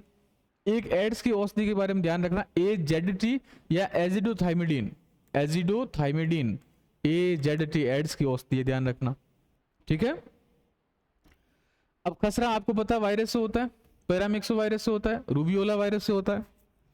फिर होता है रूबेला, रूबेला तो सुना ही है, जर्मन मीजल्स रोग, इसको 3C रोग कहते हैं, कफ, कोराइजा और कंजक्टाइनिस। इंपॉर्टेंट है, वही पढ़िए आप।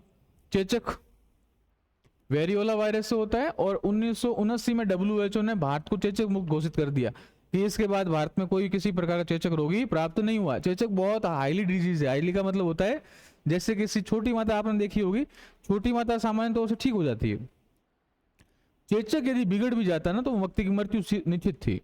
तो ध्यान रखा, चेचक के जो टीका का आविष्कार किया था वो एडवर्ड जेनर ने किया था, इसलिए प्रथम आविष्कारित टीका भी कौन सा था, चेचक का टीका था। छोटी माता वेरियोला वायरस से होती है और वेरिसोला वायरस से, और ये क्या होती है, शरीर पर लाल लाल चकत्ते हो जाते हैं। पोलियो, पोलियो वायरस से होता है, इसको बाल पक्षाघात कहते हैं या कह सकते हैं हाइड्रोफोबिया, पानी से डर लगता है। ये एक प्रकार का एंट्रो वायरस है। देखो HIV कैसा था, रिट्रो वायरस, ये कैसा है, एंट्रो वायरस। ठीक है, वायरस का संक्रमण कैसे हो सकता है, या तो ओरल हो सकता है, ओरल मुख से हो सकता है, दूसरा मलपथ या फीकल रूट से हो सकता है। फिर इसका उपचार है ना, होता ही नहीं है, लेकिन बचाव संभव है। यानी पहले ही आप प्रिकॉशन ले लो, ओरल पोलियो वैक्सीन ले लो 2 बूंद जिंदगी की, तो कुछ मात्रा में आपके एंटीबॉडी विकसित हो जाएगी। भारत में जो भारत का जो पोलियो का आखिरी रोगी मिला था वो 13 जनवरी 2011 को मिला था। एक वर्ष बाद 13 जनवरी 2012 को भारत ने पोलियो मुक्त स्वयं को घोषित कर दिया, और WHO ने भारत को कब किया, 2014 में। तो भारत पोलियो मुक्त है, लेकिन पोलियो रोगी मुक्त नहीं है। अब जो जन्म ले लिए वो तो है ही है, लेकिन भारत कैसा है, पोलियो मुक्त राष्ट्र है, ध्यान रखिएगा। 2014 में WHO ने घोषित किया। प्लस पोलियो अभियान कब शुरू हुआ था, 1995 में, और किसकी अनुप्रेरणा से, WHO की अनुप्रेरणा से। तो 31 दिसंबर 2009 में 4 देशों को छोड़कर सब जगह पोलियो खत्म हो गया था। वो 4 देश कौन से थे, पाकिस्तान, भारत, अफगानिस्तान और नाइजीरिया। और भारत कब हुआ था, 2014 में पोलियो मुक्त घोषित हुआ था। भारत का जो पोलियो अभियान चलता है वो प्लस पोलियो अभियान है ना, प्लस पोलियो अभियान है। कोरोना, कोरोना गंभीर अर्जित श्वसनीय सिंड्रोम या सार्स या सीवर एक्यूट रेस्पिरेटरी सिंड्रोम का भाग है। ये होता है क्या, ड्रॉपलेट से फैलता है, नाक से पानी बह गया और बाई किसी ने उस पानी के हाथ लगाया और किसी दीवार के भी टच कर दिया, और वापस वहां से किसी व्यक्ति ने हाथ लगाया और मुंह पे लगा दिया, कैसे भी वायरस अंदर जाना चाहिए बस। अब देखो, गले में खराश आएगी, न्यूमोनिया के समान लक्षण होते हैं, ठीक है। बर्ड फ्लू ध्यान रखना, बहुत फैल रहा है, कई बार पक्षी मर जाते हैं बर्ड फ्लू से। अखबार पढ़ते हैं अपन कि सांबर झील के ऊपर जो पक्षी आते हैं वो बर्ड फ्लू से मर चुके हैं या मर जाते हैं, इस प्रकार का सुनने को मिलता है अपन को। H5N1 से होता है। डेंगू बुखार, हड्डी तोड़ बुखार कहते हैं इसको, एंडीज मच्छर से होता है, ध्यान रखिएगा। एक होता है थ्रोम्बोसाइटोपेनिया, ये थोड़ा इंपॉर्टेंट है, ध्यान रखना। जब क्या होता है कि प्लेटलेट्स जो होते हैं ना, प्लेटलेट्स, जैसे डेंगू रोग होता है, अब उसमें क्या होता है, प्लेटलेट्स बनने बंद हो जाएंगे। जब प्लेटलेट्स कमी होगी तो डेंगू रोग होता है, हड्डी टूटने लग जाती है, मतलब टूटने जैसे फील होता है, उसको बोलते हैं थ्रोम्बोसाइटोपेनिया। प्लेटलेट्स की संख्या क्या होती है, बहुत कम हो जाती है, ठीक है। डेंगू का कोई टीका उपलब्ध नहीं है, ध्यान रखना। रेबीज या हाइड्रोफोबिया, अब क्या होता है, कुत्ते वगैरह काट लेते हैं कई बार, तो कहते हैं रेबीज हो जाएगा। इसमें क्या होता है कि जल से पानी, जो रोगी जो होगा उसको जल से डर लगेगा, पानी से डर लगता है, इसको बोलते हैं हाइड्रोफोबिया। तो ये रेबीज पहले अपन ने नहीं पढ़ा क्या, यहाँ देखो, वापस देखो, ये हाइड्रोफोबिया, भाई मैंने सोचा रेबीज का होगा, क्योंकि लंबी क्लास चली है तो दिमाग हैंग आउट टाइप हो जाता है, तो ये हाइड्रोफोबिया नहीं, ध्यान रखना। हाइड्रोफोबिया तो किसको बोलते हैं, रेबीज वाले रोग, ठीक है। रेबीज के टीके देख लो, एक तो संक्रमण पूर्व टीका, बाइलग क्या होता है, कई बार अपन पहले ही टीका लगाते हैं रेबीज का, उसको बोलते हैं VRG टीका, VRG वैक्सीन, ठीक है। दूसरा होता है संक्रमण के बाद, यदि कुत्ते ने काट लिया, किसी ने भी काट लिया, गाय भैंस किसी ने भी काट लिया, जिसको रेबीज हो रखा है, तो क्या होगा, उसके बाद टीके लगते हैं, उसको बोलते हैं NTV, न्यूक्लियर टिश्यू वैक्सीन, या बोलते हैं नाभिकीय ऊतक टीका। रेबीज टीका इंट्राडर्मल या ID टीका होता है। इंट्राडर्मल का होता है कि आपकी चमड़ी के अंदर डालते हैं उसको, इंट्राडर्मल, तो इंट्राडर्मल टीका होता है। रेबीज के टीका जो पहले था ना, उसमें 5 खुराक लगती थी, पहले दिन, तीसरे दिन, 7वें दिन, 14वें दिन और 28वें दिन। इंट्राडर्मल या ID टीका एक नया प्रकार का टीका है। इंट्राडर्मल, ठीक है, एक नए प्रकार का टीका है। क्रीमिया कॉन्गो वायरस, ठीक है, इसको छोड़िए आप, कॉन्गो देश में हुआ था इसलिए कॉन्गो डिजीज कहते हैं। इबोला देश में हुआ था, वो भी ध्यान रखना। ये सब वायरस हैं भाई, निपा वायरस, जीका बुखार, ये MERS, middle east respiratory syndrome, Nipah virus, है ना, ये सब क्या है, वायरस जनित रोग है। नाम याद कर लो। मलेरिया में थोड़ा देख लो एक बार। मलेरिया जो होता है ना, इसमें विशेष तौर से ये ध्यान रखना, मलेरिया किससे होता है, प्लाज्मोडियम से होता है। प्लाज्मोडियम क्या है, एक प्रोटोजोआ है। पहली बात तो ये याद कर लो, म से मलेरिया, प से प्लाज्मोडियम, प से प्रोटोजोआ। ठीक है साहब। ये जो प्लाज्मोडियम होता है ना, इसकी एक अवस्था होती है स्पोरोजोइट अवस्था। स्पोरोजोइट अवस्था, स्पोरोजोइट स्टेज। ये क्या होता है, मच्छर में अपना जीवन पूरा करता है प्लाज्मोडियम, मच्छर में। अब स्पोरोजोइट अवस्था होती है, ये क्या करती है, मानव शरीर में प्रवेश करती है, क्योंकि मच्छर जैसे ही काटता है तो खून में इसको डाल देगा। अब ये स्पोरोजोइट जैसे ही प्रवेश करती है तो हमारे खून में क्या होता है, हीमोग्लोबिन, और हमारे शरीर में क्या पाया जाता है, यकृत। ये सीधा जाएगा यकृत में। अब वहां क्या करेगा, ये जो हीमोग्लोबिन जो होता है ना, हीमोग्लोबिन, इस हीमोग्लोबिन को तोड़ेगा। जब तोड़ेगा तो क्या बनेगा, हीम बनेगा, और साथ में क्या बनेगा, ग्लोबिन। अब उससे जैसे ही हीमोग्लोबिन टूटेगा ना, तब आपको क्या महसूस होगी, ठंडक महसूस होगी, कम भी छूटेगी, और आप रजाई ओढ़ोगे फिर भी आपकी ठंडक कम नहीं होगी, क्योंकि वो तो अंदर से आ रही है ना। तो ये ध्यान रखना, हीमोग्लोबिन टूटेगा। फिर ध्यान रखो, इसमें मलेरिया की एक औषधि होती है, इस औषधि का नाम है कुनैन या क्लोरोक्विनेन। कुनैन ये किससे होती है, ध्यान रखना, वेरी वेरी इंपॉर्टेंट है ये। कुनैन है ना, एक सिनकोना पादप है, सिनकोना पादप है, उसकी छाल से प्राप्त होती है। किससे, सिनकोना पादप की छाल से प्राप्त होती है कुनैन औषधि। ठीक है, ये थोड़ा सा ध्यान रखना।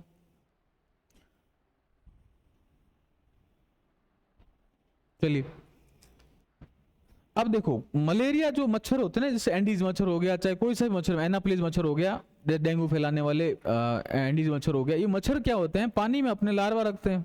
गंदे पानी में हो सकता है, साफ पानी में हो सकते हैं, लार्वा रखते हैं। अब ये लार्वा क्या होता है, यदि आप इसको डुबा दो तो मर जाएंगे मच्छर, नए पैदा ही नहीं होंगे। तो मैंने टेलीग्राम चैनल पे एक वीडियो भेजा था आपको कि इस प्रकार से मच्छर अपना जीवन पूरा करता है। तो वहां देखना आप, जो पानी में लार्वा पैदा होता है उसमें क्या करो, या तो उस पर कैरोसिन डाल दो पानी पे। अब कैरोसिन ऊपर रहता है तो डूब जाएंगे अंदर पानी में लार्वा। दूसरा, या क्या करो, उस पानी में गैम्बूसिया मछली डाल दो। गैम्बूसिया मछली, ये गैम्बूसिया मछली पूछा हुआ क्वेश्चन है, ध्यान रखना कि मच्छर के लार्वा खाने वाली कौन सी मछली है, तो गैम्बूसिया मछली, जिसका उपचार मलेरिया जैसे रोगों के लिए अपन कर सकते हैं, जिसका उपयोग। ठीक है, तो ये मलेरिया के बारे में ध्यान रखना। देख लो, मादा एनाफ्लीज मच्छर से होता है, प्लाज्मोडियम से होता है, ये वाहक होती मादा एनाफ्लीज मच्छर, वाहक। ध्यान रखना, एक चीज ध्यान रखो, जिसके कारण होता है ना उसको बोलते हैं रोग कारक, और जो फैलाता है ना उसको बोलते हैं वाहक। ठीक है, सबसे खतरनाक प्लाज्मोडियम की एक जाति है, उसको बोलते हैं प्लाज्मोडियम फाल्सीफेरम। उससे सबसे घातक मलेरिया होता है।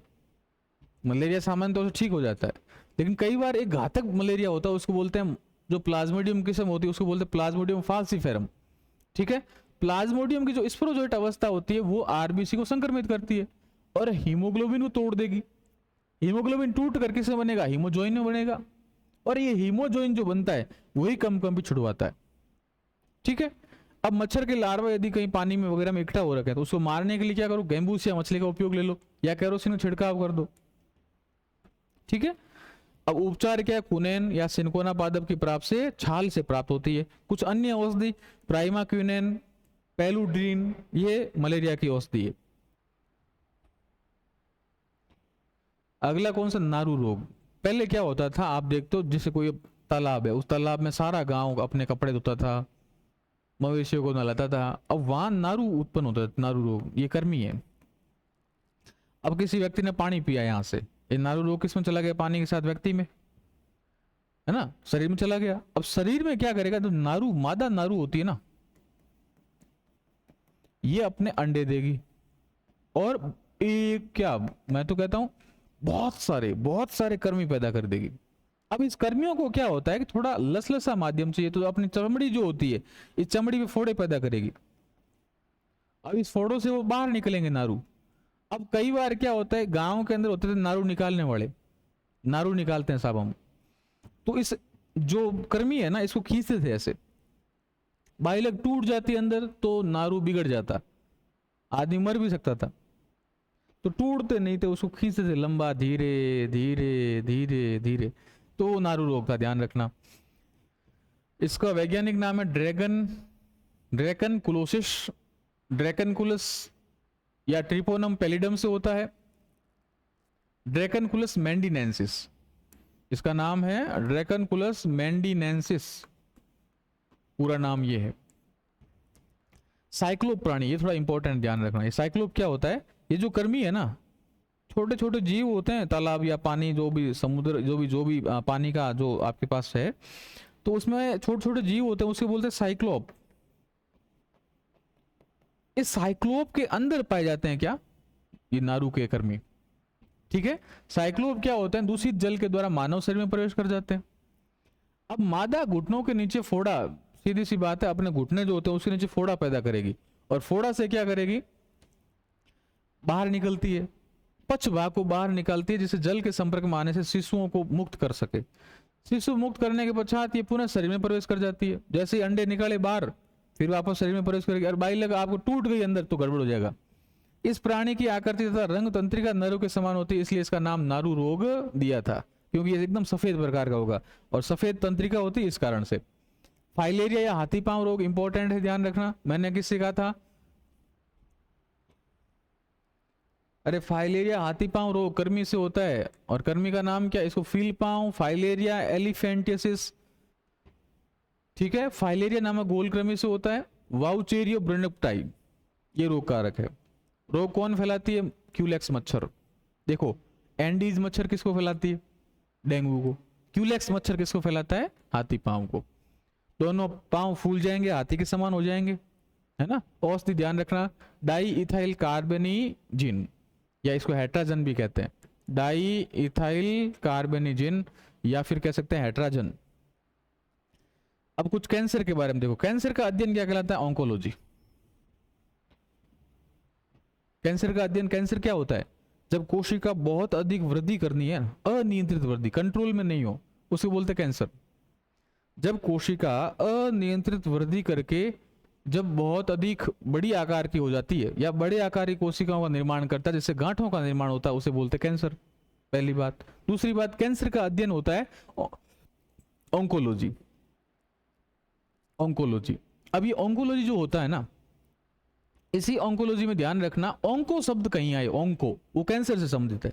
जैसे देख लो, कैंसर किस जीन से होता है, ऑन्कोजीन से होता है, ऑन्कोजीन से, ठीक है। अब कैंसर की थेरेपी क्या होती है, कीमोथेरेपी, कीमोथेरेपी। कैंसर की जो थेरेपी होती है कौन सी होती है, कीमोथेरेपी। देख लो, ऑन्कोलॉजी, कैंसर का अध्ययन, ऑन्कोलॉजी। किसी भी कोशिका में कोशिका विभाजन अनियंत्रित हो जाता है, जिससे कोशिकाएं बढ़ जाती है। दोषयुक्त कोशिका लगातार विभाजन करके किसका निर्माण करती है, अबूर्त या ट्यूमर का। कैंसर के प्रकार, carcinomas, sarcomas, leukaemias, myoma, adenoma, melanoma, glioma और लिम्फोमा। कार्सिनोमास वापस वही त्वचा का कैंसर कहलाता है। सार्कोमास संयोजी ऊतकों का कैंसर कहलाता है। ल्यूकोमियास रक्त कैंसर कहते हैं, ध्यान रखना। यदि आपके रक्त में ब्लड कैंसर कहते हैं ना, ब्लड कैंसर हो गया इसको बोलते हैं ल्यूकोमिया, ल्यूकोमियास। मायोमा यदि पेशियों का कैंसर है, जैसे अपन मांसपेशियों का कोई कैंसर है तो मायोमा। एडिनोमा ग्रंथि कोई कैंसर हो जाए तो एडिनोमा। मिलेनोमा त्वचा के कैंसर को मिलेनोमा भी कहते हैं। फिर ग्लियोमा तंत्रिका तंत्र यदि प्रभावित हो जाए तो फिर क्या है, ग्लियोमा। और लिम्फोमा लसिका गांठों में कैंसर हो जाए उसको बोलते हैं लिम्फोमा। अब देखो कुछ ऐसे रोग, जैसे देखो कैंसर के कारक पैदा करते हैं, कुछ ऐसे कारक देख लो आप। एक होता है रसायन, जैसे देख लो आप कैडमियम ऑक्साइड और मस्टर्ड गैस, कोल तार, है ना, ये सब गैसें क्या करती है, कैंसर पैदा कर सकती है। गुटखा खाते हो आप, तंबाकू, उससे भी कैंसर हो सकता है विकिरणों के माध्यम से। अब कई बार क्या होता है, जो एक्सरे करता है ना, उस कर्मचारी को सर्वाधिक डर रहता है कैंसर होने का। क्यों, क्योंकि वो किरणें शरीर में जाएगी तो कोशिका को स्टिमुलेट करेगी और कोशिका विभाजन होना शुरू कर देती है, तो वो भी खतरा रहता है। ऑन्को वायरस है ना, ये वायरस भी कैंसर कर सकते हैं। ऑन्कोजीन ये भी कैंसर उत्पन्न कर सकते हैं। उपचार क्या कैंसर का, या तो केमिकल या कीमोथेरेपी कहते हैं इसको, केमिकल डालते हैं, जैसे अपन कहते हैं कोबाल्ट 60, ये इंपॉर्टेंट है, ध्यान रखना। कोबाल्ट 60 एक रेडियो एक्टिव तत्व है, रेडियो एक्टिव। ये क्या करता है, शरीर में कोबाल्ट 60 को डाल दिया है ना, जैसे ब्लड में डाला उसको, अब जहां गांठें होगी ना वो एकठा होना शुरू हो जाएगा, तो अपन को पता चल जाएगा यहाँ कैंसर है, ठीक है। फिर विकिरणों के माध्यम से, ठीक है, ये उपचार हो गया। फिर देख लो, अब कुछ देखो अपनी आदतें ऐसी होती है उसके कारण रोग हो जाते हैं, है ना। कई बार देख लो मोटापा हुआ है, ज्यादा खाना खाते हो तो, दौड़ भाग नहीं करते हो, फिजिकल एक्टिविटी नहीं करते हो, तब दिक्कत होती है, होती कि नहीं होती। वो होते हैं वेस्टर्न डिजीज, या फिर कह सकते हैं एडिक्शन डिजीज। एडिक्शन डिजीज कौन से, तंबाकू खा लिया, एल्कोहल पी लिया, ड्रग्स खा ली, गुटखा खाने से कौन सा रोग होता है, ओरल सब म्यूकोसिस फाइब्रोसिस, OSF, ओरल सब म्यूकोसिस फाइब्रोसिस, ठीक है। अब औषधि ज्यादा दे लो, किसी अफीम खा लिया किसी ने ज्यादा, है ना, टोलोडर्मा, ये जब गोलियां आती है वो सब, उसमें क्या देखो, ये केवल मनो उत्प्रेरक पदार्थ होते हैं।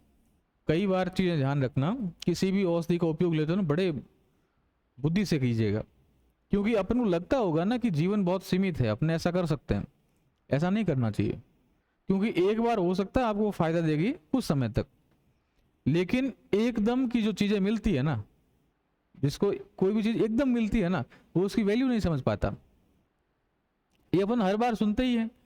तो जब आप एकदम किसी भी ड्रग्स को लेते हो या किसी प्रकार को लेते हो ना, एकदम तो आपको लगेगा कि दुनिया सब अच्छी है, पाप तो कहीं है ही नहीं, लेकिन जैसे ही वो नशा उतरता है ना, फिर लगता है यार दुनिया खराब हो गई मेरी। जैसे कई बार अपन कई ऐसी उत्तेजक औषधियां भी लेते हैं जिसका बाद में नेगेटिव इफेक्ट पड़ता है, क्योंकि शरीर फिर उसका आदी हो जाएगा, एडिक्टेड हो जाएगा, और बुढ़ापे में दुख देंगे आपको। इसलिए ध्यान रखना, ड्रग्स का जो उपयोग है वो करना ही नहीं चाहिए। शरीर जो आपका नेचुरल जो है, ड्रग्स का मतलब ऐसे नहीं रोग हो नहीं करो, मैं ड्रग्स का मतलब ये जो नशे वाली औषधियां हैं उसका उपयोग बहुत कम किया करो, करना ही नहीं है। कम का मतलब जैसे कोई रोग हो जाए तब डॉक्टर आपको सलाह देते हो तो अलग बात है, बाकी करना ही नहीं चाहिए, क्योंकि वो एक बार उत्तेजन दे देगा आपको, लेकिन बाद में दुख देगा आपको, है ना। वो कहते हैं ना, एक बार की खुशियां जब एकदम मिल जाती है ना, तो उसके बाद दुख देना शुरू कर देती है, तो ध्यान रखिएगा आप। फिर होता है मिजाज उत्पादक, कई बार जैसे आप कॉफी वगैरह पीते हो तो आपको लगता है दुनिया कितनी ठीक चल रही है, बढ़िया है, ताजगी आ जाती है, ये मिजाज उत्पादक कहते हैं, मूड इवलेटर कहते हैं इसको, है ना, मूड इवलेटर्स। जैसे कॉफीन हो गया, कोडीन हो गया, एम्फीटेमिन हो गया। एक होता है स्वापक औषधि, नार्कोटिक औषधि, सीधा एग्जाम में आता है, निम्न में से कौन सी स्वापक औषधियां हैं। स्वापक मतलब नार्कोटिक ड्रग्स है। अब नार्कोटिक शब्द आता है तो अपन को पता ही है कौन सा, अफीम हो गया, कोडीन, हीरोइन वगैरह, ये सब, ये नींद लाने का काम करती है, दर्द को कम करती है। फिर खंडित मनस्कता क्या होता है, कई बार मस्तिष्क जो होता है ना, ऐसा व्यवहार करेगा कि बस पूछो ही मत आप, विकृत विचार, डिस्ट्रॉयड थॉट आते हैं, है ना, डिस्टर्ब्ड इमोशंस होते हैं, कई बार एकदम गुस्सा कर लेगा, पता ही चला यार मूडी आदमी ये तो वो मूडी आदमी, ध्यान, खंडित मानसिकता का प्रकार है, मतलब सिजोफ्रेनिया का शिकार है। सिजोफ्रेनिया कहते हैं, सिजोफ्रेनिया। अभी एक हाल फिलहाल में एक डीजीपी, पूर्व डीजीपी थे, उनके जो उनकी हत्या कर दी उनकी पत्नी ने, तो वो उनकी पत्नी किससे डिजीज से पीड़ित थी, सिजोफ्रेनिया से, है ना। मूडी आदमी है, बस मार दिया तो मार दिया, है ना, ये अखबारों में पढ़ते हैं अपन ऐसा। तो सिजोफ्रेनिया कैसे कहते हैं, जो मूडी आदमी है साहब, कोई पता नहीं चले कैसा व्यवहार कर दे, बेतुका व्यवहार कर दे, है ना, बिजहर बिहेवियर कर दे। फिर भ्रांतियां पैदा, डिलूसियस पैदा होना शुरू हो जाए, कई बार बैठे बैठे लगे कि मैं तो हवाई जहाज चला रहा हूँ, है ना, मेरे तो साहब शादी हो रही है, मेरे तो ये हो रहा है, मेरे वो हो रहा है, लेकिन होता कुछ नहीं है, भ्रांतियां केवल, है ना। एक होता है BPD, border line personality disorder. क्या होता है इसमें, कई बार झगड़ालू व्यवहार होता है किसी का, हमेशा फाइट करने के लिए तैयार, एक तरंगी मनस्थिति, है ना, अनप्रिडिक्टेबल मूड हो जाता है। आपने कहा ये थोड़ा चौक पकड़ाना, तो चौक पकड़ाना, तो तुरंत कहते क्यों, मैं इसलिए पैदा हुआ हूं क्या चौक पकड़ाऊं तुमको, जबकि जनरल बात थी, या तो देता नहीं तो रेस्पॉन्स ही नहीं देता, या फिर कह देता सर मैं नहीं पकड़ा सकता, लेकिन कहेगा आपसे लड़ना शुरू कर दे, मुझे ही कैसे कहा, मैं तेरा नौकर हूं क्या। ये सब जो इस प्रकार के व्यवहार करते हैं ना, वो बॉर्डर लाइन पर्सनैलिटी डिसऑर्डर के रोगी है। आदमी को इतना सहज होना चाहिए कि पास वाले को ऐसा नहीं हो कि आप क्या हो, बिल्कुल सहज होना चाहिए। जीवन में ये चीज ध्यान रखना, आप क्या हो ये आपको ही पता होना चाहिए, पास वाले को नहीं, क्योंकि अपना जीवन अपने को जीना है ना। तो सीधी सी बात इतना सा करो कि अपने जीवन को उस स्तर तक ले जाओ कि दूसरे के स्तर को अपने से कोई मतलब नहीं। जीवन इतना सरल होना चाहिए आपका। अब ये तो ज्ञान की बात है, लेकिन देखो आपने कहीं ना कहीं जीवन में इसको अनुभव लिया होगा कि कई बार आपको महसूस हुआ होगा कि यहाँ मैंने ज्यादा कर दिया, कम कर दिया।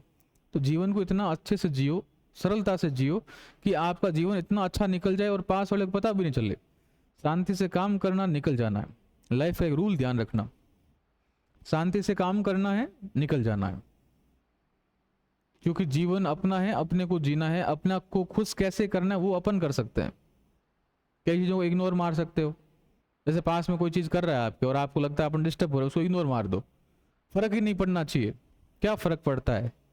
लाइफ की 1 2 3 लाइनें हमेशा अपने जीवन में पहली पंक्ति में होनी चाहिए। क्या फर्क पड़ता है?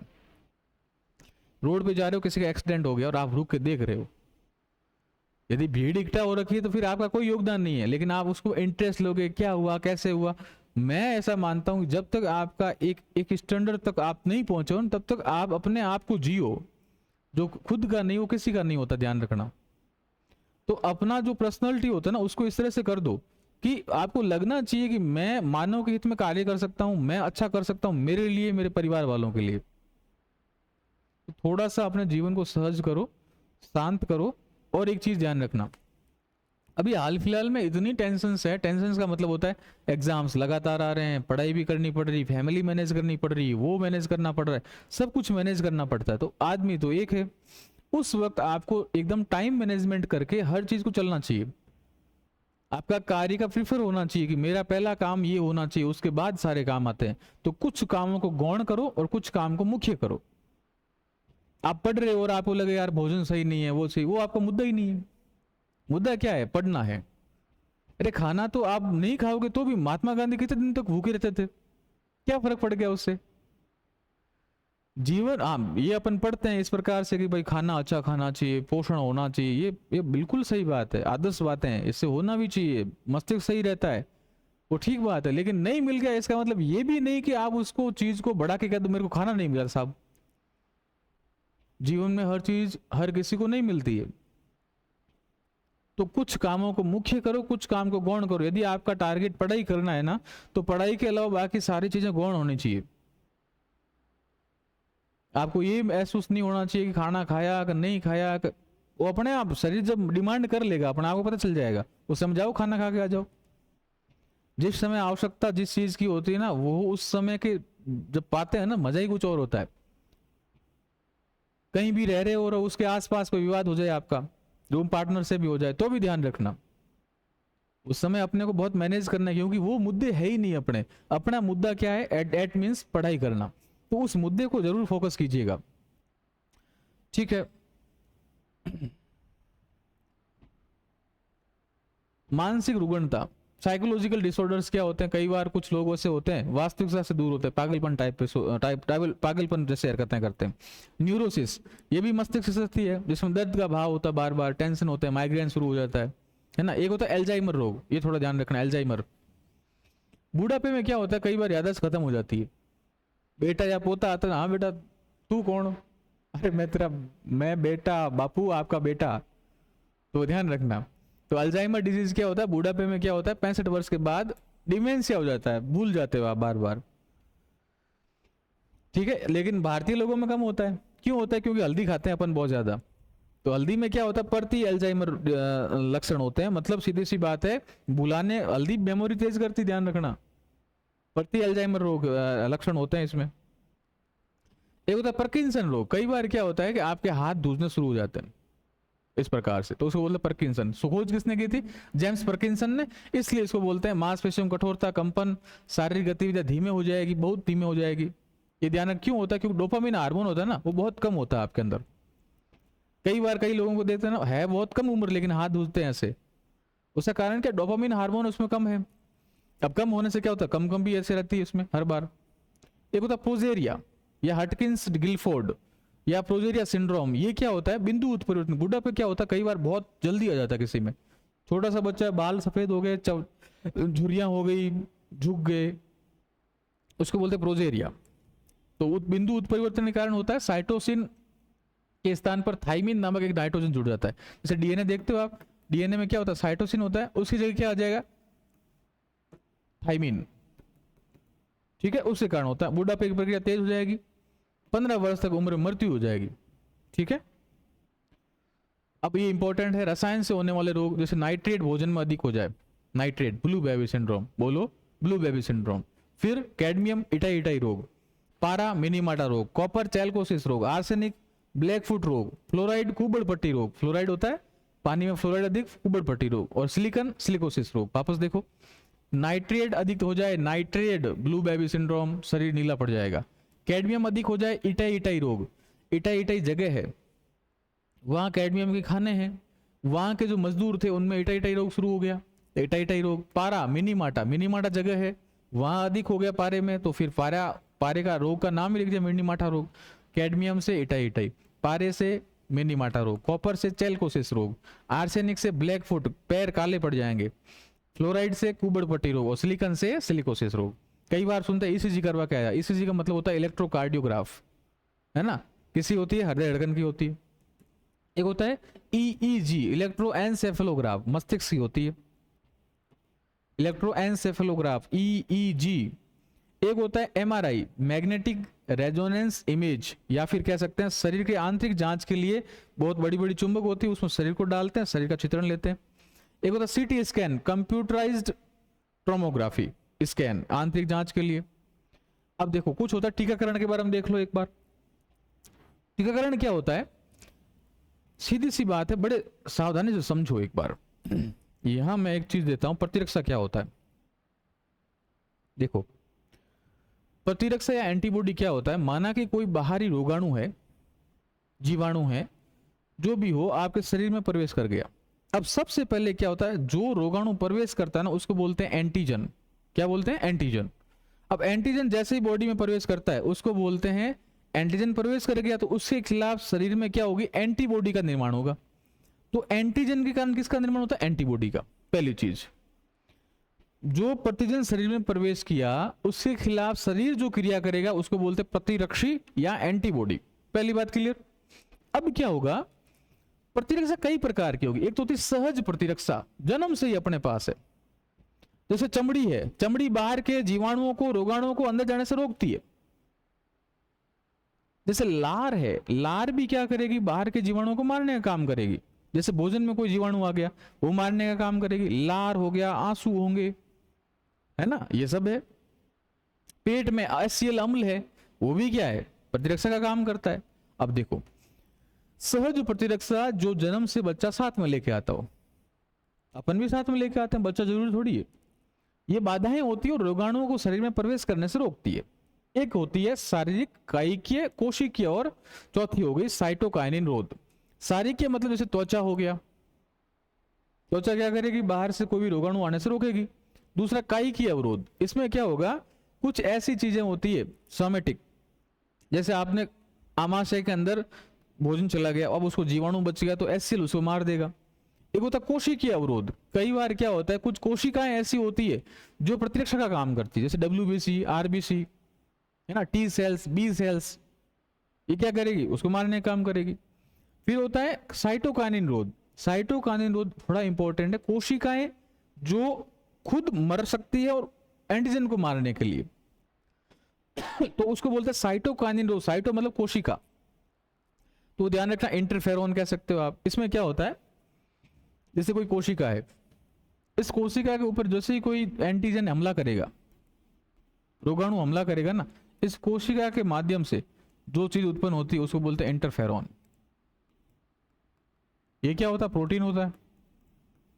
तो आपसे पूछे, कोई भी ऐसा वायरस किसी कोशिका पर हमला करता है तो उसके बदले में क्या उत्पन्न होता है, इंटरफेरोन प्रोटीन उत्पन्न होता है, उसको बोलते हैं साइटोकाइनिन अवरोध। तो देखो, शारीरिक, कायिकीय, कोशिकीय और साइटोकाइनिन, याद है तो ठीक है, एग्जाम में ऐसे बहुत डिटेल की बातें ये तो ठीक है। फिर होता है उपार्जित प्रतिरक्षा, जो अपन बाहर से लेते हैं। एक होती कोशिकीय प्रतिरक्षा, कई बार क्या होता है, माना कि किसी को एक बार छोटी माता हो गई तो दूसरी बार नहीं होती। क्यों नहीं होती, क्योंकि हमारे शरीर में ऐसी कोशिकाएं बन जाएगी जो उसको याद रखेगी कि ये पहले आया था और उसके खिलाफ एंटीबॉडी बना लेगी, अब दूसरी बार जैसे आएगा उसको मार देगी। इसलिए एक बार छोटी मात्रा होगी तो बार बार नहीं होती। ठीक है, तो ऐसे कुछ रोग होते हैं जिसके खिलाफ हमारा शरीर पहले से ही एंटीबॉडी बना लेगा, एक बार हो जाए दूसरी बार नहीं होने देगा, तो उसे बोलते हैं स्मृति शैल। हमारे जो एंटीबॉडी होती है ना प्रतिरक्षा, वो स्मृति पर काम करती है। एक बार रोग हो गया तो उसको दूसरी बार होने से रोकेगी, क्यों? एंटीबॉडी का निर्माण हो जाता है, तो उसको बोलते हैं स्मृति कोशिका, टी कोशिका और बी कोशिका। फिर होता है तरल प्रतिरक्षा। कई बार हमारे शरीर में जो प्लाज्मा होती है रक्त के अंदर, उसके रूप में घूमती है। जैसे देखो आप, इम्यूनोग्लोबिन होती है, जैसे IgA, कई प्रकार, जैसे IgA, IgB, D, M, G, E, इस प्रकार की, है ना, IgA, D, M, G, E, इस प्रकार की, है ना, ये B नहीं है। अब देखो IgA जो होती है ना, वो लार में, आंसू में पाई जाती है, माँ के दूध में भी पाई जाती है। तो आपसे पूछ ले, माँ के दूध में कौन सी प्रतिरक्षा पाई जाती है? IgA, immunoglobulin A। IgE ध्यान रखना, E फॉर एलर्जी, ध्यान रख लो। तो एलर्जी के समय ध्यान रखना कौन सी एंटीबॉडी उत्पन्न होती है? IgE। ठीक है, फिर होता है IgG। सबसे ज्यादा शरीर में कौन सी प्रतिरक्षा होती है? IgG। ठीक है, फिर दो प्रकार की सक्रिय प्रतिरक्षा। हमारे शरीर में जो प्रतिरक्षा होती है ना, वो सक्रिय है, एक्टिव रहती है 24 घंटे। एक होती है निष्क्रिय प्रतिरक्षा, कई बार टीकों के रूप में लेते हैं अपन। जैसे बाहर से आपने टीका लगवा दिया, ये टीका कैसी है? निष्क्रिय उपार्जित प्रतिरक्षा है। निष्क्रिय उपार्जित प्रतिरक्षा। यदि आपसे पूछ लें टीका क्या है, तो टीका क्या है? निष्क्रिय। क्यों? क्योंकि जो जीवाणु वगैरह होते हैं वो मरे हुए होते हैं, रोगाणु मरे हुए होते हैं।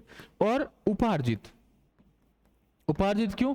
क्योंकि अपन वातावरण से प्राप्त करते हैं, इसको बाहर से लेते हैं, शरीर में पहले से नहीं होता है। तो टीका क्या है? निष्क्रिय उपार्जित प्रतिरक्षा का उदाहरण है। ये परीक्षा में प्रश्न पूछा हुआ है, फिर से पूछ सकते हैं, ध्यान रखना। अब आ जाओ टीकाकरण पे। टीकाकरण किसे कहते हैं? टीके का मतलब होता है वैक्सीनेशन। वैक्सीन जो शब्द बना है वो वाका से बना, वाका मतलब गाय, वाका मतलब गाय। ये प्रश्न पूछा हुआ है, ध्यान रखना। एंटीजन एंटीबॉडी जब भी क्रिया करते हैं, माना कि कोई रोगाणु आ गया शरीर में और हमारी एंटीबॉडी क्रिया करेगी, उसको मारने का काम करेगी, तो ये जो पैक्ट बनता है ना, उसको बोलते हैं क्या? एग्लूनेशन। ध्यान रखना, एंटीजन और एंटीबॉडी की क्रिया को क्या बोलते हैं? एग्लूनेशन। इसका अध्ययन कहलाता है सीरोलॉजी। क्या बोलते हैं? सीरोलॉजी या प्रतिरक्षा विज्ञान, प्रतिरक्षा विज्ञान या सीरोलॉजी। इंटरफेरोन मैंने बता दिया कि जब भी कोई कोशिका पर वायरस हमला करता है तो कोशिका क्या बनाती है? इंटरफेरोन प्रोटीन बनाती है। ठीक है, आगे देखो। टीके तीन प्रकार के। एक तो पहली पीढ़ी के, देखो मानव ने क्या किया, सबसे पहले पैदल चलता था, पैदल, फिर साइकिल बनाई, मोटरसाइकिल बनाई, अब हवाई जहाज में उड़ रहा है, ट्रेनों में चल रहा है। मतलब पीढ़ियां बढ़ गई, अलग अलग पीढ़ी थी। अब एक समय ऊंट छकड़े से काम चलता था, अब वो नहीं चलता है, क्योंकि अपन ने संसाधनों का विकास कर लिया। तो सबसे पहली पीढ़ी के टीके थे ना, वो ऐसे टीके थे, माना कि आपको टीबी का टीका बनाना है, तो टीबी के जीवाणु क्या कर दिया? मार दिया और उसका टीका बना लिया। अब जैसे मरे हुए जीवाणु होंगे शरीर में जाएंगे तो एंटीबॉडी बनाएंगे, क्योंकि मरे हुए हैं साहब, इतने फर्क नहीं पड़ेगा उससे। तो ऐसी प्रतिरक्षा जो जीवित क्षण, मतलब कुछ मरे हुए जीवित क्षण का मतलब बहुत कम क्षमता वाले और मृत रोगाणुओं से प्रतिरक्षा बनाते हैं, टीके बनाते हैं, वो प्रथम पीढ़ी के टीके होते हैं। बहुत पहले ऐसे काम करते थे अपन। जैसे चेचक का पहला टीका बना था, तो बना था कैसे? जीवित क्षण या मृत चेचक के जीवाणु से बना था। ठीक है, रेबीज, पोलियो। अब होते हैं द्वितीय पीढ़ी के, थोड़ा अपन मॉडर्न हुए, अच्छा काम किया टीकों पर, तो पुनर्संयोजी प्रोटीन से बना दिए। अब प्रोटीन के टीके बना दिए वैसे वैसे। क्यों? क्योंकि डीएनए आरएनए से बनते हैं, आरएनए से रोग होता है। अब जो उनसे प्रोटीन बनता है, उस प्रोटीन का ही अपन ने उपयोग लेना शुरू कर दिया। तो ये थोड़े प्रभावी होंगे और थोड़े सुरक्षित होंगे। जैसे हिपेटाइटिस का टीका बनाया, एचपीवी का टीका बनाया और मेनिकोकल टीके बनाए अपन ने। अब तीसरी पीढ़ी के टीके, हाईफाई टीके, बहुत हाईफाई, जैसे अपन सुनते हैं डीएनए का टीका बना दिया, रूस ने एमआरएनए का टीका बना दिया। तो वो सब कैसे हैं? न्यू जनरेशन वैक्सीन है, सुरक्षित है, प्रभावित है और बहुत अधिक सुरक्षित है, बहुत अधिक सुरक्षित है। तो सबसे सुरक्षित कौन से होंगे? तृतीय पीढ़ी के। आनुवांशिक पदार्थ से बनाते हैं, जैसे डीएनए से बना दिया, आरएनए से बना दिया। तो एमआरएनए और डीएनए के टीके कौन से हो गए? तृतीय पीढ़ी के टीके। क्वेश्चन क्या बनेगा? आपसे पूछेंगे किसी भी मृत रोगाणु या जीवित क्षण रोगाणु से बनाने वाले टीके कौन से? प्रथम पीढ़ी के। आपसे पूछेंगे mRNA और डीएनए से बने हुए टीके किस पीढ़ी के टीके हैं? तृतीय पीढ़ी के। इस प्रकार के क्वेश्चन पूछेंगे। फिर देखो एक पेनिसिलिन, ध्यान रखना, सबसे पहले जो प्रतिजैविक औषधि बनी थी, प्रतिजैविक औषधि, इसको बोलते हैं एंटीबायोटिक, वो ध्यान रखना कौन सी थी? पेनिसिलिन। ठीक है, इसके खोजकर्ता कौन थे? Alexander Fleming. Alexander Fleming. ये जो पेनिसिलिन बनाई थी उसका नाम था पेनिसिलिन जी। क्या नाम था? Penicillin G. किससे बनाई थी? कवक से बनाई थी। कवक का क्या नाम था? Penicillin notatum, penicillin notatum. ठीक है, उससे बनाई थी। फिर साइक्लोस्पिरिन, क्या हुआ था जब सेकंड वर्ल्ड वॉर चल रहा था उस समय क्या लोग घायल होना शुरू हो गए, तो उसके इलाज के लिए क्या हुआ? इसका उपयोग लिया, पेनिसिलिन का। फिर एक साइक्लोस्पिरिन, साइक्लोस्पिरिन क्या होता है? इंपॉर्टेंट थोड़ा, जैसे किसी किडनी खराब हो गई, अब दूसरी किडनी डाल दिया आपने, अब शरीर उसको एक्सेप्ट नहीं करेगा क्योंकि उसके लिए तो बाहरी चीज है वो, तो क्या करो, साइक्लोस्पिरिन ए होता है उसको डाल दो आप, तो शरीर उसको एक्सेप्ट कर लेगा क्योंकि प्रतिरक्षा का निर्माण होना बंद हो जाएगा। तो साइक्लोस्पिरिन ए क्या होता है? प्रतिरक्षा प्रतिरोध है, ये इम्यूनो सिस्टम होता है उसको थोड़ा क्या करेगा? एडजस्ट कर लेगा। तो ट्राइकोडर्मा पोलोस्पोरम कवक से बनती है। साइक्लोस्पिरिन क्या है? ध्यान रखना, प्रतिरक्षा प्रतिरोध है जो किसी बाहरी अंगों को ग्रहण करने की क्षमता प्रदान कराती है। जैसे आपने किडनी डोनेट की है किसी को, और किडनी डोनेट करने के बाद में उसको एक्सेप्टेंस बढ़ानी है, तो साइक्लोस्पिरिन ए का उपयोग लेते हैं। ठीक है, स्मृति सेल्स होती है बी और टी, जो रोगाणुओं को मारती है। एलर्जीज के कारण ध्यान रखना 2 रसायन उत्पन्न होते हैं। जैसे किसी को एलर्जी होती है ना, तो 2 केमिकल निकलेंगे शरीर से, एक तो होता है हिस्टामिन, दूसरा सीरोटोनिन। तो हमारी कोशिका 2 प्रकार रसायन निकालती है, हिस्टामिन और सीरोटोनिन। एक होता है रूमेटॉइड आर्थराइटिस, अमावती संधि शोध। ये क्या होता है कि अपने आप शरीर की जो प्रतिरक्षा होती है उसके कारण कोशिकाओं को नष्ट करना शुरू कर देगी। स्वतः प्रतिरोध या स्वतः प्रतिरक्षी रोग है। तो इसमें क्या होता है, आपके जो घुटने होते हैं वो टूटने शुरू हो जाते हैं, कहते हैं मार तो गोड़ा दुखे साहब, तो वो साले सिस्टम। एक होता है स्टेटिन, ये कोलेस्ट्रोडम, ये जो कोलेस्ट्रॉल होता है आपके शरीर में जो हृदय की धड़कनों को रोकने का काम करेगा, हृदय घात करेगा, तो कोलेस्ट्रॉल जो होता है ना उसको कम करता है स्टेटिन। और एक होता है स्ट्रेप्टोकाइनेज, स्ट्रेप्टोकाइनेज क्या रक्त का थक्का हटाने में काम करता है। बाकी ये चीजें मैंने आपको आनुवांशिक वाले मैंने कुछ चीजें डाली, जैसे मैंने बताया था एजोला क्या है, मैंने बताया था साइक्लोस्पिरिन क्या है ना, वो सब आनुवांशिक वाले चैप्टर्स में है। वो जैसे आपसे पूछेंगे कैल्प क्या है, क्लोरेला क्या है, क्लोरेला मैंने उसमें बताया था आपको प्रोटीन वाले चैप्टर्स में, कि साहब प्रोटीन अधिक पाया जाता है, इसका उपयोग भोजन के रूप में करते हैं अंतरिक्ष यात्री। अंतरिक्ष यात्री जब अंतरिक्ष में जाते हैं तो क्लोरेला का उपयोग लेते हैं। इस प्रकार से मैंने आपको बताया था। तो चलिए, अपना पोषण और स्वास्थ्य और जो भी था ना सब इसमें आ गया। मुझे लगता है इससे बाहर कोई क्वेश्चन बनेगा, और बन जाए तो भाई ऐसी बात है, कुछ भी हो सकता है, लेकिन सारा का सारा डिटेल मैंने आपको बता दिया, बहुत ढंग से बताया। घंटे 1.5-2 घंटे जो भी क्लास हुई थी उसे मैंने सारा डिटेल से एनालिसिस कर दिया। अब आपका काम क्या रहता है, एग्जाम में टाइम बहुत कम बचा है, ईमानदारी से क्लास को देखना, ढंग से देखना, और फिर पुस्तक जिसने नहीं खरीदी पुस्तक जरूर खरीदिएगा, है ना। बहुत कम रेट में मिलती है बुक, लेकिन विज्ञान एक बार खरीद लो, बार बार बुक खरीदने की जरूरत नहीं पड़ेगी। चलिए मिलते हैं अगले वीडियोस में, ख्याल रखिएगा अपना, शुक्रिया।